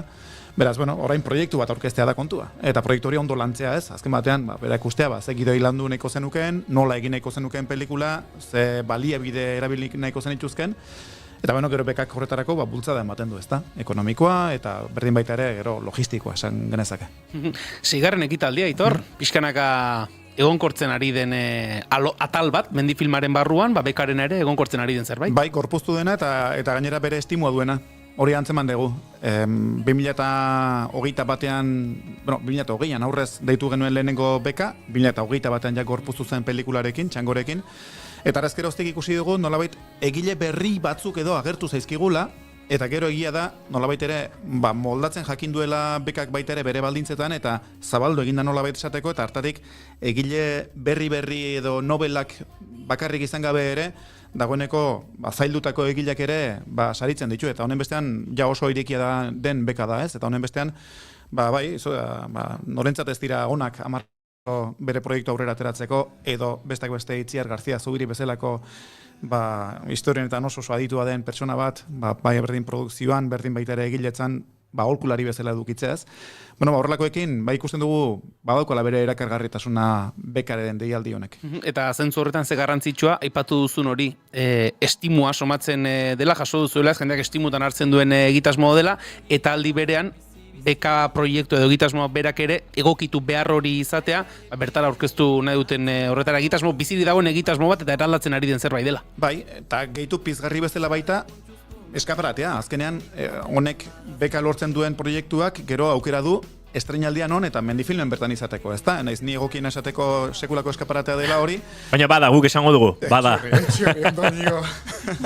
Baina bai, egia da, alako batean horrelako proiektu bat aurkeztu eta Mendi film 10 egun horietan, jaialdia abenduan izaten den horietan, han bertan, jendaurrean estreinatzeko aukera, nik uste oso politia dela, gehi gero, Mendi filmek atzetik duen menditurrarekin ere ibilbide hori egiteko aukera, eta noski, hortik laua izetara zabaltzeko aukera, ezta? Nolabeteko laurel horiekin. Bada, nik uste pizgarriak badirela eta jendeak estimua izatekotan ere hor du, ez? Gero ikusten da, orain arteko gauzatu iren lau proiektuetan, gauzatu bida den 5. gehituta, badagoela babes bat, benetako babes bat, eta hori egilek ere aitortzen digute, ezta? Eta nik uste badagoela hor nolabaiteko bide bat ja irekia. Ni txikira egingo dizut orain, horrek berak, eskaparate handi horrek berak, akaso, egitasmoren buruan duenari, horrelako pelikula bat, edo bekan parte hartzeko gogo edo zalantza hori duenari, eskaparate handiegi izate horrek ez di horrela sorbaldak horrelako kildu eta atzera eginaraziko? Eta alako batean sortuko dizu berba da urduritasuna, beka eman zaizula esaten zaizunean. Bitartean, hor daukazu, ez da, zer galdurik gabe, beka edo proiektu hori aurkezteko aukera, eta hori da, oraintxe zabalduta daukaguna, ez da, dialdi hori hilonen irailaren bukaera bitartean, aurkeztu zure proiektuak, zure ilusioak, zure gogoak, eta gero hor, egingo da alako galbae bat, 4 hautagai gustokoenak edo nagusiak edo indartsuenak edo hartuko dira, eta haien artean egingo da pitxin bat Mendi filmen bertan. Eta gero, pitxin horretan ja dagoeneko behar bada, aukeratua edo hautatu bali mazara, han urduri egon zailezke, zean, festivalean bertan, areto batean, zeure proiektoren trailerra proiektatuko da, eta aldi berean baita, defendatu beharko duzu zure proiektua jende aurrean, ezta? Beste hautagaien aurrean, baita epaimaiaren aurrean, eta arabiltzen diren mendi film zaleen aurrean, beraz, horrek eduki dezake urduritasun puntu bat, baina ze kontxo, proiektuan gan sinisten balin badezu, gozamena izan behar du horrek baita ere, ez da, aurkezteak eta binga, hau da nire proiektua. Esan duzu, bi fase horiek izaten direla, lehendabiziko hautaketa hori, eta gero azken fase hori edo esango genukera, jaialdiaren barruan. Aurtengoan oraindik ere, gauzak zehazteko are, hilabete oso bat geratzen da, baina pentsatzen dut, jasotzen ere da ari gozaretela, ez? Bai, lan batzuk daude, baina nik uste oraindik ere azken txampa hau emankorra izango dela. Alegi, azken hilabete hau, jendeak hau ekainean zabaldu genuen, badaki gutxiago urtero badagoela beka hau, eta bueno, deialdian noiz zabaltzen den bai, baina hori baina importanteagoa da, noiz bukatzen denez, eta epea irailaren 30 bukatzen den honetan, nik uste jendea pixka bat apuratzen aritzen dela, denak ere elkarri aurpegira begiratuta badakigu, uda ere izaten dela pixka bat, low motion hartzeko, ezta? Pixka bat ritmo lasaixoa bago bat hartzeko garaia, eta orain berriz ere arrankatu, ezta? Eta honen bestean espero dugu irailean artean oraindik ere aurkezuko zaizkigula. Kopuruz, oraintxe bertan ez dakit zehatz zenbat aurkezuta badauzkago, baina ja batzu direla bai, eta honen bestean, bai, non aukeratua ja egon badago, eta oraindik ere aurkez litzezken proiektuekin areago. Gero asko izaten dira baita ere, interesa agertzen deitzen gaituzten lagunak, ezta? Aizu, eta hau, eta honek baldintza betetzen ditu, eta ez, eta hau, eta bez, eta baldintzak hain dira zabalak, ia denei baitza ematen zaiela.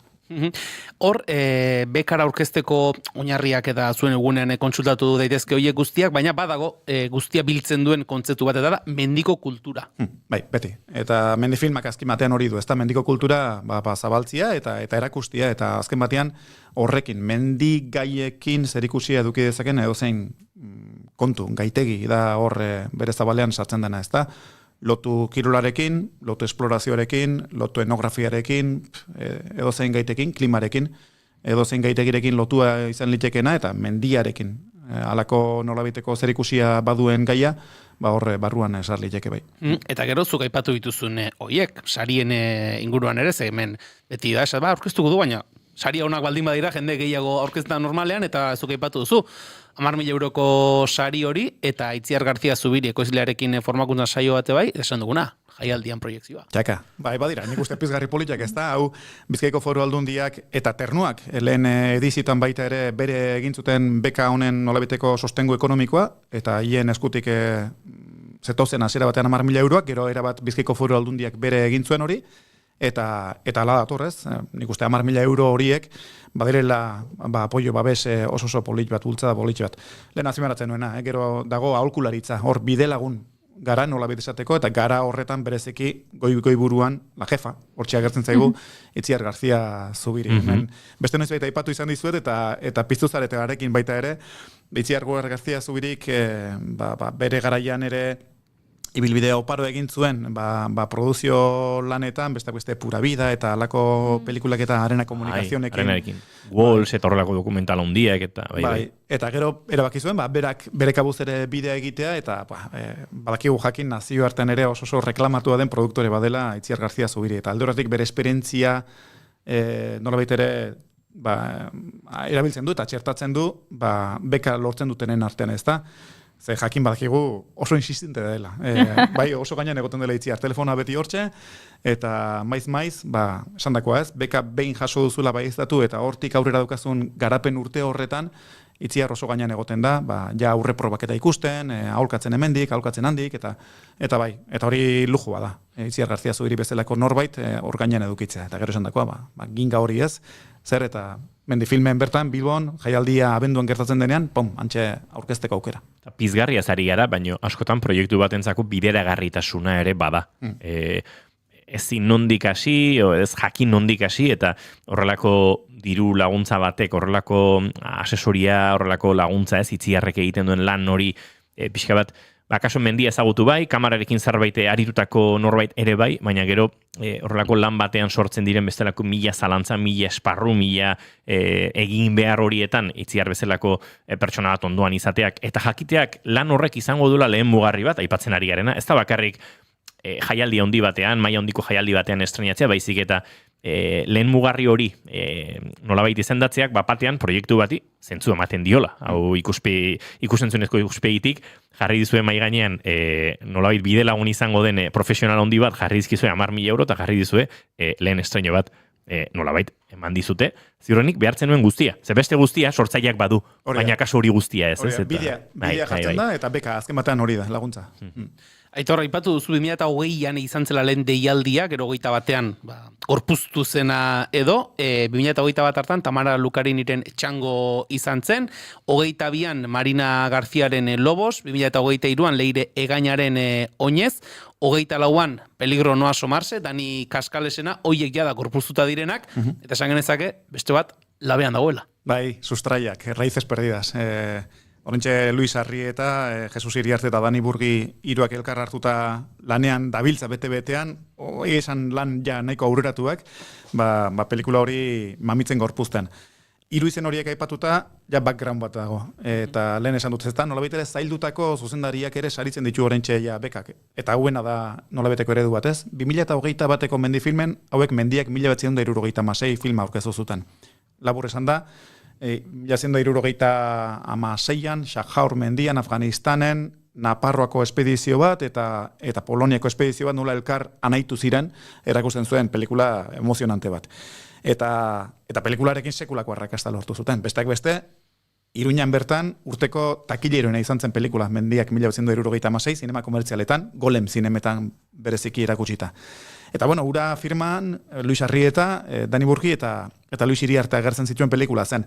Bueno, ez dira geldirik egotekoak hauek, eta esperientziak ere auspotuta jarraitu zuten hor lanean, ez? Beste zerbait ere egin behar dugu, ze hemen gaitegiak asko dauzkago inguruan, eta alako batean, alako batean harribitxi bat, diamante bat aurkizu zuten. Eta zen, nerabe migranteak Iruñan. Eta haiek nola uztartzen ziren eskaladara eta mendira. Alegia, bazegoen Iruñan alako mugimendu bat, gazte migrantei, eta batik bat kasu honetan azpimarratu behar da, Ipar Afrikako edo Magrebiak ere diren gazte migrantei, alako nolabiter esku bat botatzea esan ez, integratu gaitezen denok, eta elkar uztartu gaitezen, eta bide horretarako eskalada dautatu zen, eta hor badira bereziki pelikulara begira protagonista bihurtzen diren 3 gazte. Eta 3 gazte horien inguruan dago, Sustraiak, Raíces perdidas pelikula oinarrituta. Oso pelikula ona, gaitegia, oraintxe oso indarrean, oso pilpilean dagoen gaitegia da, eta benetan, seguru gaude, oraindik azken produktu ikusi gaberen, ja ikusi ditugun aurreko irudiekin eta beste, indarra handi izango den pelikula izango dela urtengo mendifilmen. Lehen mendiko kultura kontzeptua zarritu gara, Aitor, beka irabazi duten lanen zerrenda hau izan liteke, aipatzen zenuen anistasun horren adibide garbia? Guztiz, zertzela batean bakoitzari bere kolorea emango diogu, Txango. Txango zen, 4 neska, nola pagasarrira, jonetorria egitera abiatu diren. Hori da, gure herri inguruko edozein mendi, kako artean txikira, alako Txango bat egitera ateratzen den kuadrilla bat, mendira ohitura egon gabe, ez? Eta gero horratzean dago, Tamara Lukarini zuzendaritzan, beti feminismoarekin oso lotuta egon den pertsona, orain uste dut prioridades lanarekin eta baten eta bestean artean oraindik ere bere pelikula zabaltzen ari dela eta bere bidea egin duena. Gero Lobos etorri zen, Marina García Andreuk aurkezutakoa, ja honek Kantabria Asturiasko lurretara eta han dagoen otsoarekiko izu eta harreman imposible hori erakusten duen pelikula bat oso modu sotilean, bustigabe, esango genuke. Gero etorri zan oinez, baita ere, batipate Euskal Herriko mendi txangoetan, oso kulturalki eta sozialki pentsaera desberdinak eta jokaera desberdinak dituzten jendeak nolabait elkartu, uztartu eta haiek tertulian jarri, eta tertulia desberdinen bidez, ikusi mendiarekiko sensibilia desberdinak, eta orain azkena Peligro no asomarse ere aipatu dugu, ura highline, slackline, aventura fresko bat, Nerbieko urjauzian egintzen 1 kilometro bateko luze zen sokaaren gaineko aventura ura, Tolosako oreka slackline edo highliner taldea, eta Dani Kaskale zuzendari ere horre tarteko zirela. Beraz oso kolorea anitza eskaini digu orain artean behintzat, bekaren azken emaitza horrek, ezta? Eta orain ere, 5. gorpuzten ari den pelikula honek, Sustraiak, Raíces perdidas horrek ere, beste kolore bat gehiago, eta beste gaitegi bat gehiago gehitzen du, eta seguru gaude horrela funtzionatzen jarraituko duela. Eta ziur aski Aitor, zuzendari beraiek ere eskertuko dizuete epemuga batzu jartzea, ze bestela pelikula ezin amaiturik ibiliko lirateke, eta uste du zentzu horretan, halako egunetarako estreinaldirako bukatuta izan eduki behar izate horrek ere, beraiek ere eskertuko dutela zuek neurri horiek jartzea, bestela, hau ez litzateke ekitaldirik etzen dutek itxiko. Ja, akullu bada, azken marian egia da, akullu bada, esan ez bida, buanen epea daukazu. Batzutan akullu ez da ona izaten, eta pentsatu nahi dut, orain arteko emaitzetan ez dela izan akullu txar bat. Eta etzaitu iruditzen esate baterako, orain azkena datorren honetan, sustraiak honetan ere ala izaten ari denik. Baina bai, enun sekula hola pentsatu, eta egia da, igual urte beteko epea batzu izen baiti, motz geratuko zela. Baina antxo, baldintzak hor daude. Eta baldintzak ala baldin badira, oinarrietan garbi agertzen da, epea zein den. Esan dugu, irailaren amaieran arte zabalik izango dela lanak edo proiektuak aurkezteko epe hori, mendifilmfestival.com webgunean informazio guztia. Aitor, bekaren deialde itxiko da, eta abenduan etorriko dena, 18. ekitaldia, jaialdi nagusiaren 18. aia da. Claro, eta gaur esaten ari gara, epeak iraila bukaeran bekaren deialdia bukatuko da, orentxe bertan, irailaren bostean itxiko duguna da, aurtengo jaialdira bertara hautagaitza aurkezteko, pelikulen hautagaitza aurkezteko epea, alegia, bete-betan horrekin gabiltzala, orentxe nolabiteko aurre hautaketa edo selekzio bat egiten, pelikula asko jaso ditugu, jauean uda parte bitarte honetan, eta horrekin oso guztua gaude. Pelikula oso honekin gabiltza, horrela zertzela batean esateko, bat metraia luzeko pelikulak aurkeztu zaizkigu aurten. Betalia da, beti izaten dira film laburrak behar bada gehiago luzek baina gehiago, hor mugan non jartzen dugu, bota 30 minutu. 30 minutu bereko pelikulak, edo ia ordu betera arrimatzen diren pelikulak, eta bigarren horretan oraintxe ikusten ari gara bat indarra. Nazioartetik ia betiko tankeran oparo, handik eta hemendik aurkeztu zaizkigun lanak, eta dagoeneko saltxe badago, salda oso politia egiteko moduen. Ez dizugu bestelako premiziarik eskatuko, oraindik ere garez gabiltzalako, baina gaur etorri izan eskertzearekin batera, gonbideta luzatuko dizuguna da, abendu hasiera horretan, jaialdiaren atariko horretan, berriz ere beste bisitatxo bat egin, eta jaialdiaren inguruan aritzeko. Bagizu, gustu etortzen naizela, hemen izango naiz. Hori bigarren kaferen itzordu ezin besteko izaten da, ez? Ni jada jarrita daukate, nire kalendario jarrita dago. Abendu horrek lehenengo astean, Aitor heldoien. Ikusi nahiko nugenik Julen Goikoetxaren kalendarioa Goiuri, igual irurtera begirako plangintza eginda dauka honek, Hori nik adina jakitea. Ze birgoa zaren, Hori nik adina jakitea. Ze hitza aipatu du, gaur sarreran introan, nola esaten zenuen, bekara aurkezteko eta bota ez, ondi bat? Prokrastinazioa. Julenek prokrastinatzen ez daki. Urduri legoke oraintxe gaurko ez dakize faltako balitzaigu. Bekaz ari ginen, ez gitaz, Da beataz baino hain zutaz ari. Aitor heldoien, zaindu.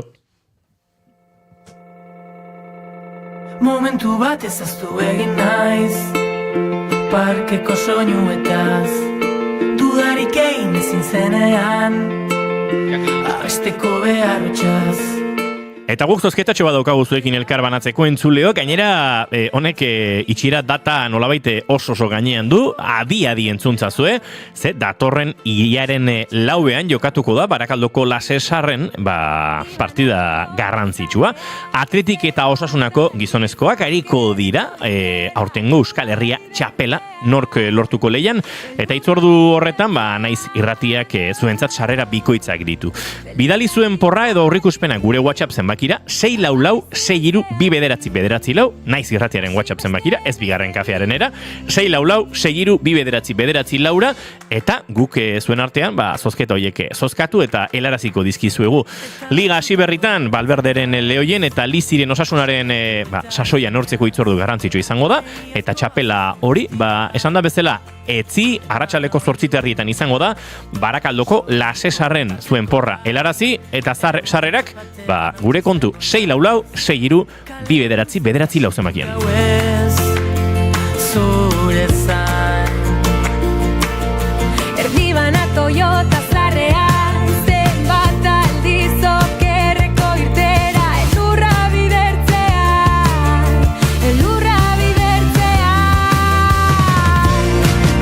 beldurra diot loari, gaua bizi goizeani, hasi beste naiz egin, gero eta gero, daukat falta botatzen.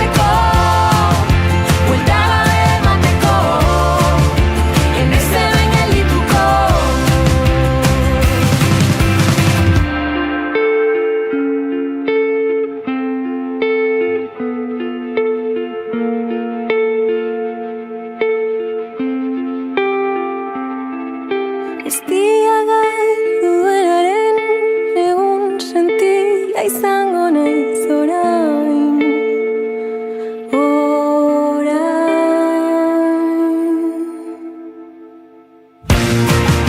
Beldurra diot loari, gaua bizi goizeani, hasi beste naiz egin, geroz da gehiago, daukat falta botatzeko, buelta gabe emateko, naiz hemen geldituko, argitzen diartu dago.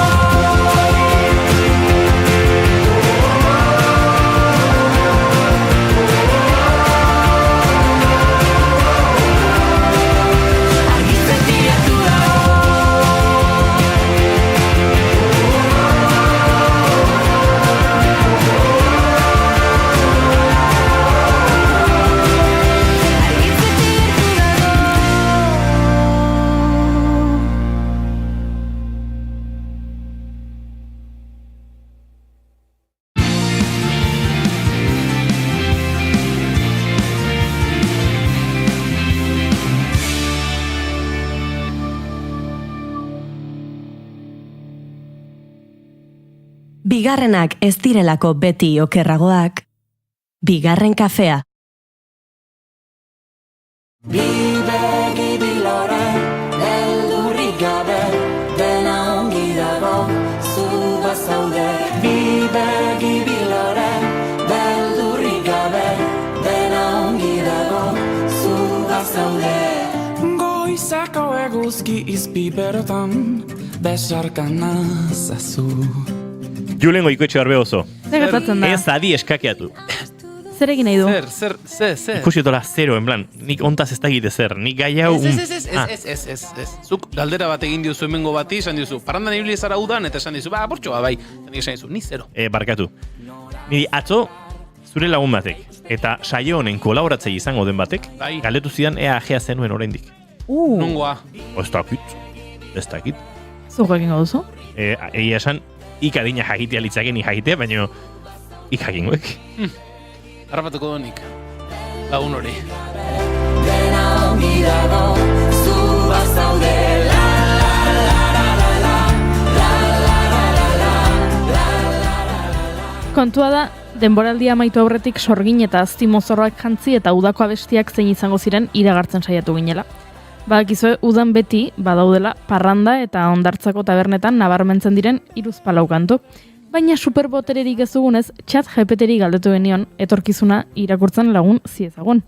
Eta esan genizuen iraian, bueltan ginenean errepaso egingo genuela ikusteko ea adimen artifizialak asmatu zuen ala ez.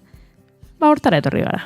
Camisa transpirada, melena mojada, me puse los zapatos, me pegué una perfumada. Me voy a la bailanta a tomarme unas cuantas. Soy el rey de la noche y hoy salgo con la banda. Entzuleok ikusi besterik ez dago Juri Zeizarandia eta Eukene Larrarte, parrandan ibili direla gu baino gehiago Julen, ze nola dabiltzan dantzan kantu honekin. Gu parrandan ibili bagina ere, matxa zapaltzen bezala egingo genuen. Hori beste kontu da, bai. Eukene Larrarte hemen jarraitzen du eta... Muere de ganas, no puede hacer todo el campeón, quiero que juegue la banda.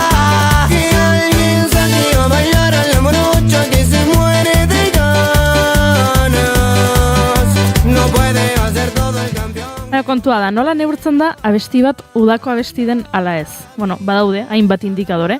Eta horietako bat izaten da, gure hiriburuetako festa nagusietan, txupinazoaren aurretik, jendeak zera abesten duen, itxaronaldia alaitzeko.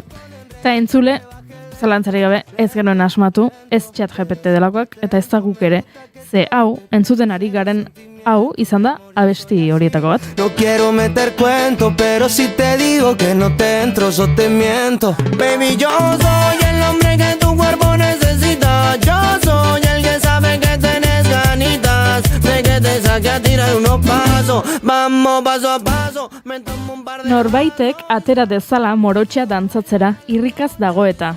Horixe dio abesti argentinar honek. Juan Facundo Almenara Ordoñez abeslari argentinar gaztearen kanta da, naiz eta guk Luka Ra ez izenarekin ezagutu dugun, baina zer da ba, morotxa bat, herrialdearen arabera, Argentinan, Bolivian, Paraguain, Perun eta Uruguain morotxak dira azal iluna duten pertsonak, edo batzutan ile iluna duten pertsonak baita ere.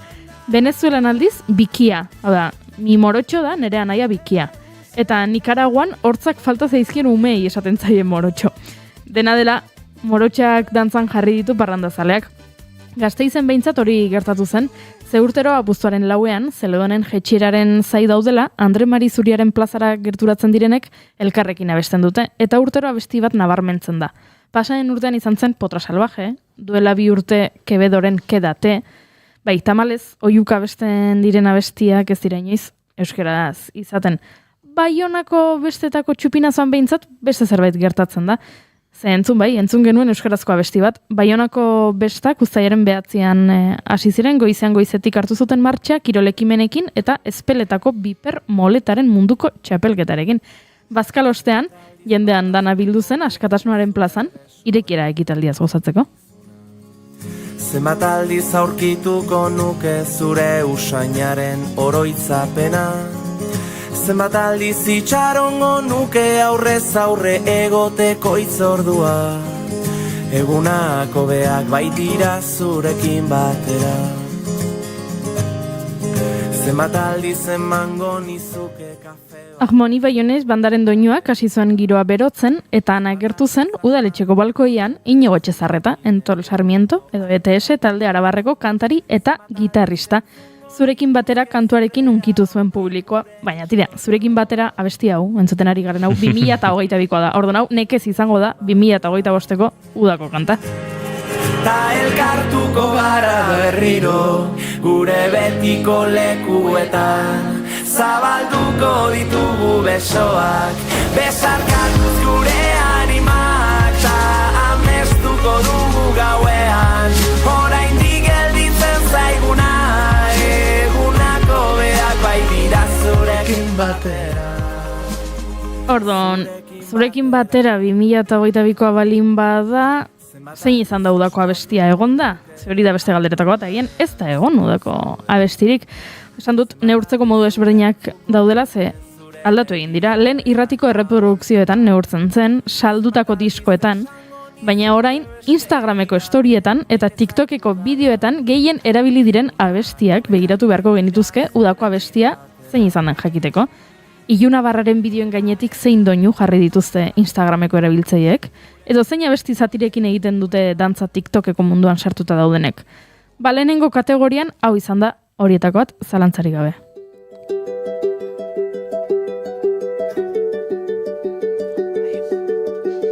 They say the holy water's watered down, and this town's lost its faith. Our colors will fade eventually, so if our time is running out, day after day, we'll make the mundane our masterpiece. Oh my, love, I take one look at you, you're taking me out of the ordinary. I want you laying me down till we're dead and buried, on the edge of your knife, staying drunk on your ride. The angels up in the clouds are jealous knowing we found something so out of the ordinary. You got me kissing the ground of the sanctuary. Shatter me with your touch, oh Lord, return me to dust. Ziur naiz, abesti osoa entzunez baduzu ere, zatitxoren bat entzun duzuela sareetan. Alex Warren abeslari estatubatuarraren ordinaria bestia da, otsailaren 7an argitaratu zen Atlantic Recordsen bidez, bere lehenengo diskoko single nagusi gisa. Kanta arrakasta komertziala izan da, Billboard Hot 100 zerrendan 10 astez jarraian egon da, Billboard Global 200 zerrendan baita 10 astez ere, 20 herrialde baino gehiagotatik lehena izan da, Kroaziako, Frantziako, Italiako, Libanoko, Hego Afrikako eta Suediako lehen 10 artean ere egon da. Erresuma Batuan, 2020ko hamarkadan, momentuz behintzat, zerrendako gailurrean denbora gehien eman duen abestia da. Lehen Ed Sheeranek zeukan marka hori, galdu egin du, ze Alex Warren etorri da abesti honekin, eta marka guztiak hautsi ditu. Gero 1000 gauzetan erabili da, telesailetan erabili da, iragarkietan, udara hontan Hulk Hogan borrokalaria hiltzen, eta berari egin zioten... Jo, galdetu ez, bizi alda, egin zen. Uda hontan hilda, eta berari egindako omenaldi edo funeraldian abesti nagusia hauxe izan zen, eraz? Arrakasta, izugarria.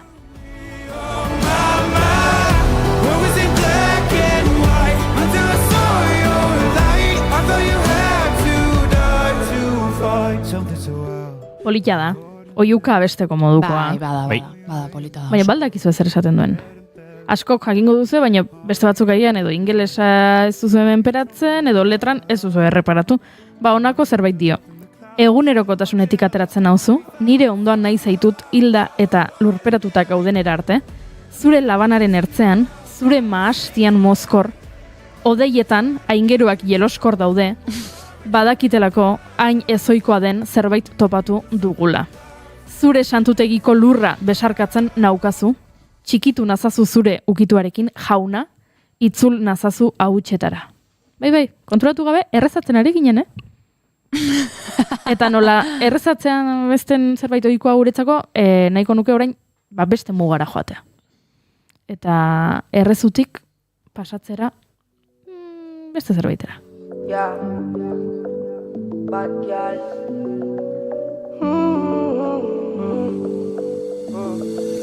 Él usa el arma con intención, me cambia de posición. Le gusta que me ponga violenta. Mételo preso en esta prisión, que yo aguanto la presión. Vamos a otro que el primero no cuenta. A mí me gusta lo que inventa. Propietario, tú no pagas renta.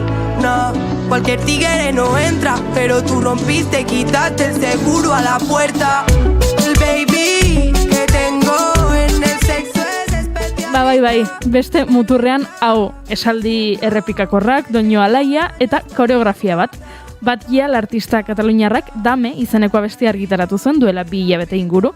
11 milioi ikustaldiko bideoklipa du, baina hori baino famatuagoa eginda TikTokeko dantza, eukene orain, dantzatzen ari zena. Barra batetik zintzilikatu eta mankak mugitu alde batera eta bestera.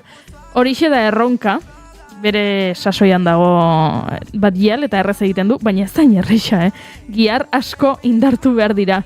Ni ere saiatu naiz eta ez dizuet. Onartu behar nik baita. Saiatu zea? Bai, saiatu naiz. Oso zaila da. Oso zaila da. Oso zaila da. Ez, tope mazu fizikoki. Noski, bai. Osa, kontua da. Eta barkatu, eukenera arratek oraintxe jakinarazi du goimaiako kirol ozten duela, osa goimaiako kirolari batetaz ari gara. Eta sasoian dago, eta nalare. Da, izugarria da. Zintzilikatuta eta nola mugitzen dituen hankak gora eta bera eta alde batera eta bestera. Berak bai onartu du, asko entrenatu zula, bideoklipotarako, Bueno. Bai. Eta letraldetik, esan dako ez, ordinariren beste muturrean.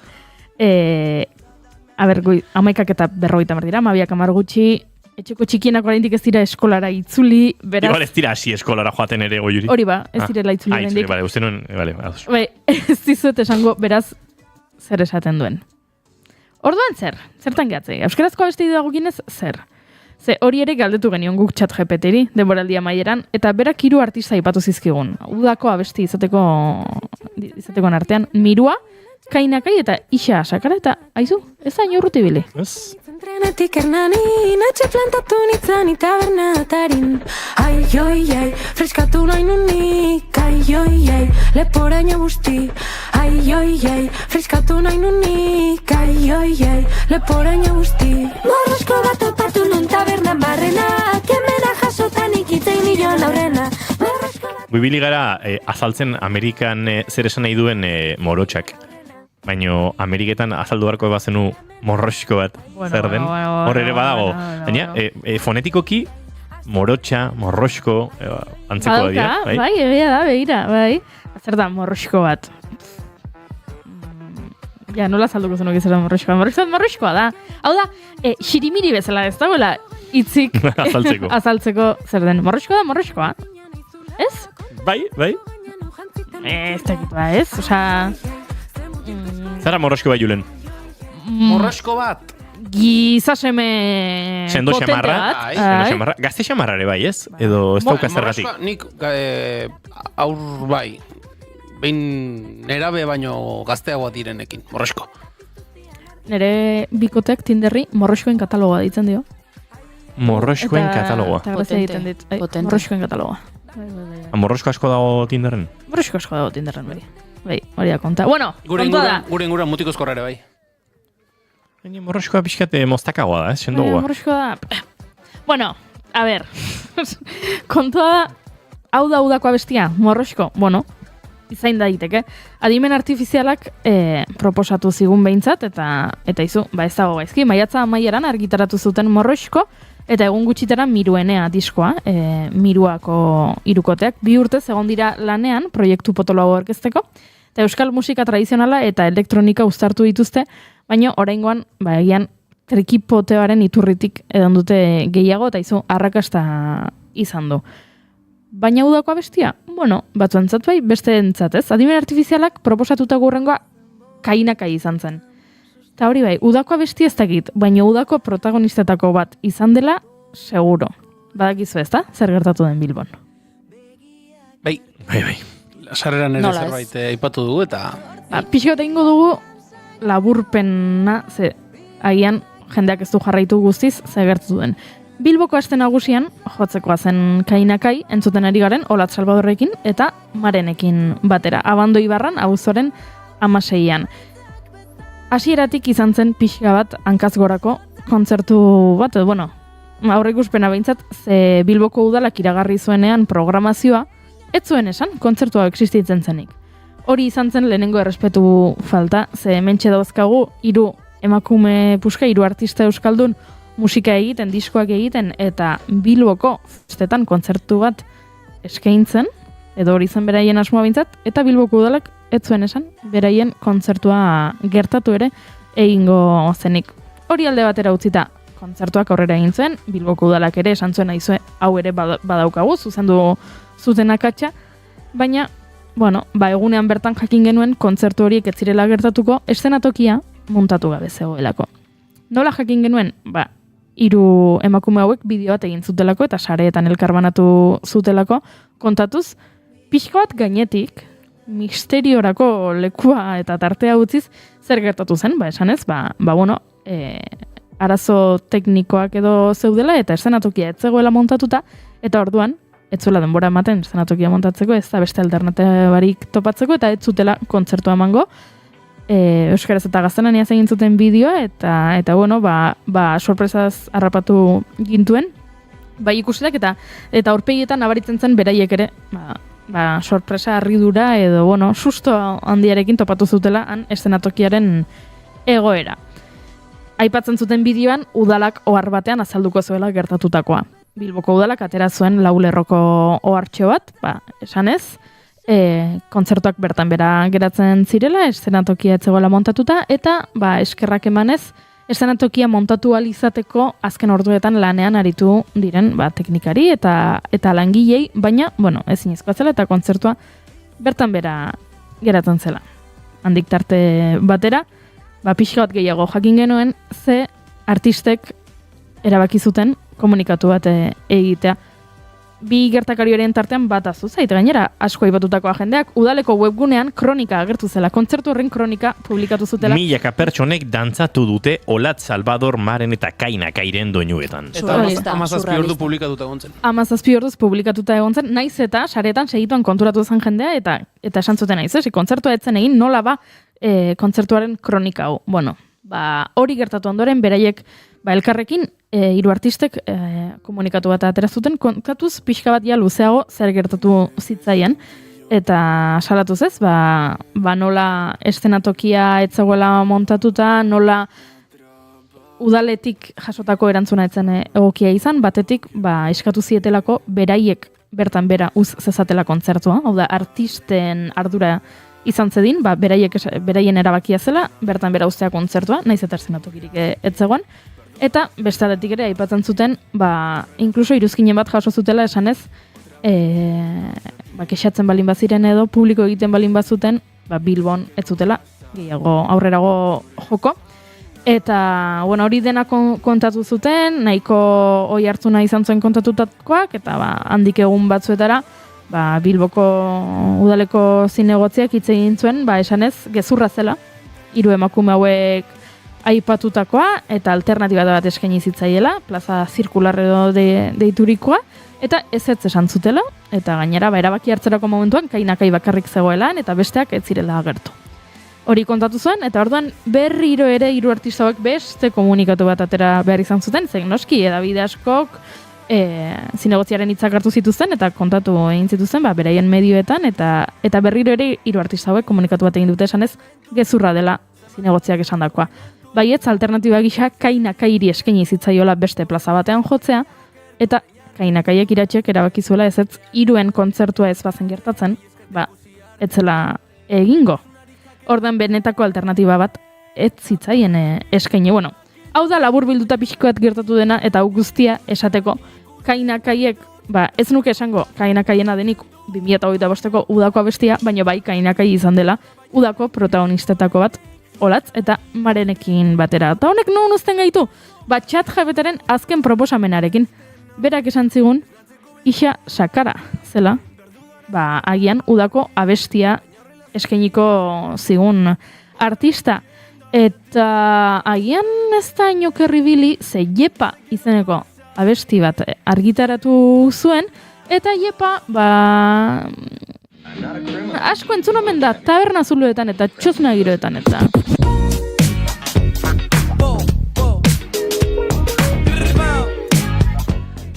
Ixa Sakararen Jeparekin agurtuko zaituzte entzuleok, Julen Goikoetxe Arbe gozo. Jepa. Datorren aster arte. Ondo bili. Euken elarrate aste pare baten ikusiko dugu elkar. Osondo ikusi arte. Eta Goiuri. Gubiar arte. Bihar arte. Bihar Arima Soul izango dira gurean. Nikel Makala, Livien Sausti, Antxon Sarasua eta kompainia. Boskotean datoz. Bateria, gitarra, bajoa eta guzti. Beraz, Julen, ire plazerrik handien egiteko bazeki hau. Mikrofonoa jartzera hori da. Entzuleok, bagoaz Jepa kantonekin. Segituan, informazioaren txandamentxe naiz irratian bihar arte ondo izan zaindu muixoak. Aio! Gaur ez daudenentzako bota bi, musu familiarentzako eman iru, kalo edo esan pasatzeko eta lau. Agur bero bat, gaur ez daudenentzako bota bi, musu familiarentzako eman iru, kalo edo esan pasatzeko eta lau. Gutxi bat.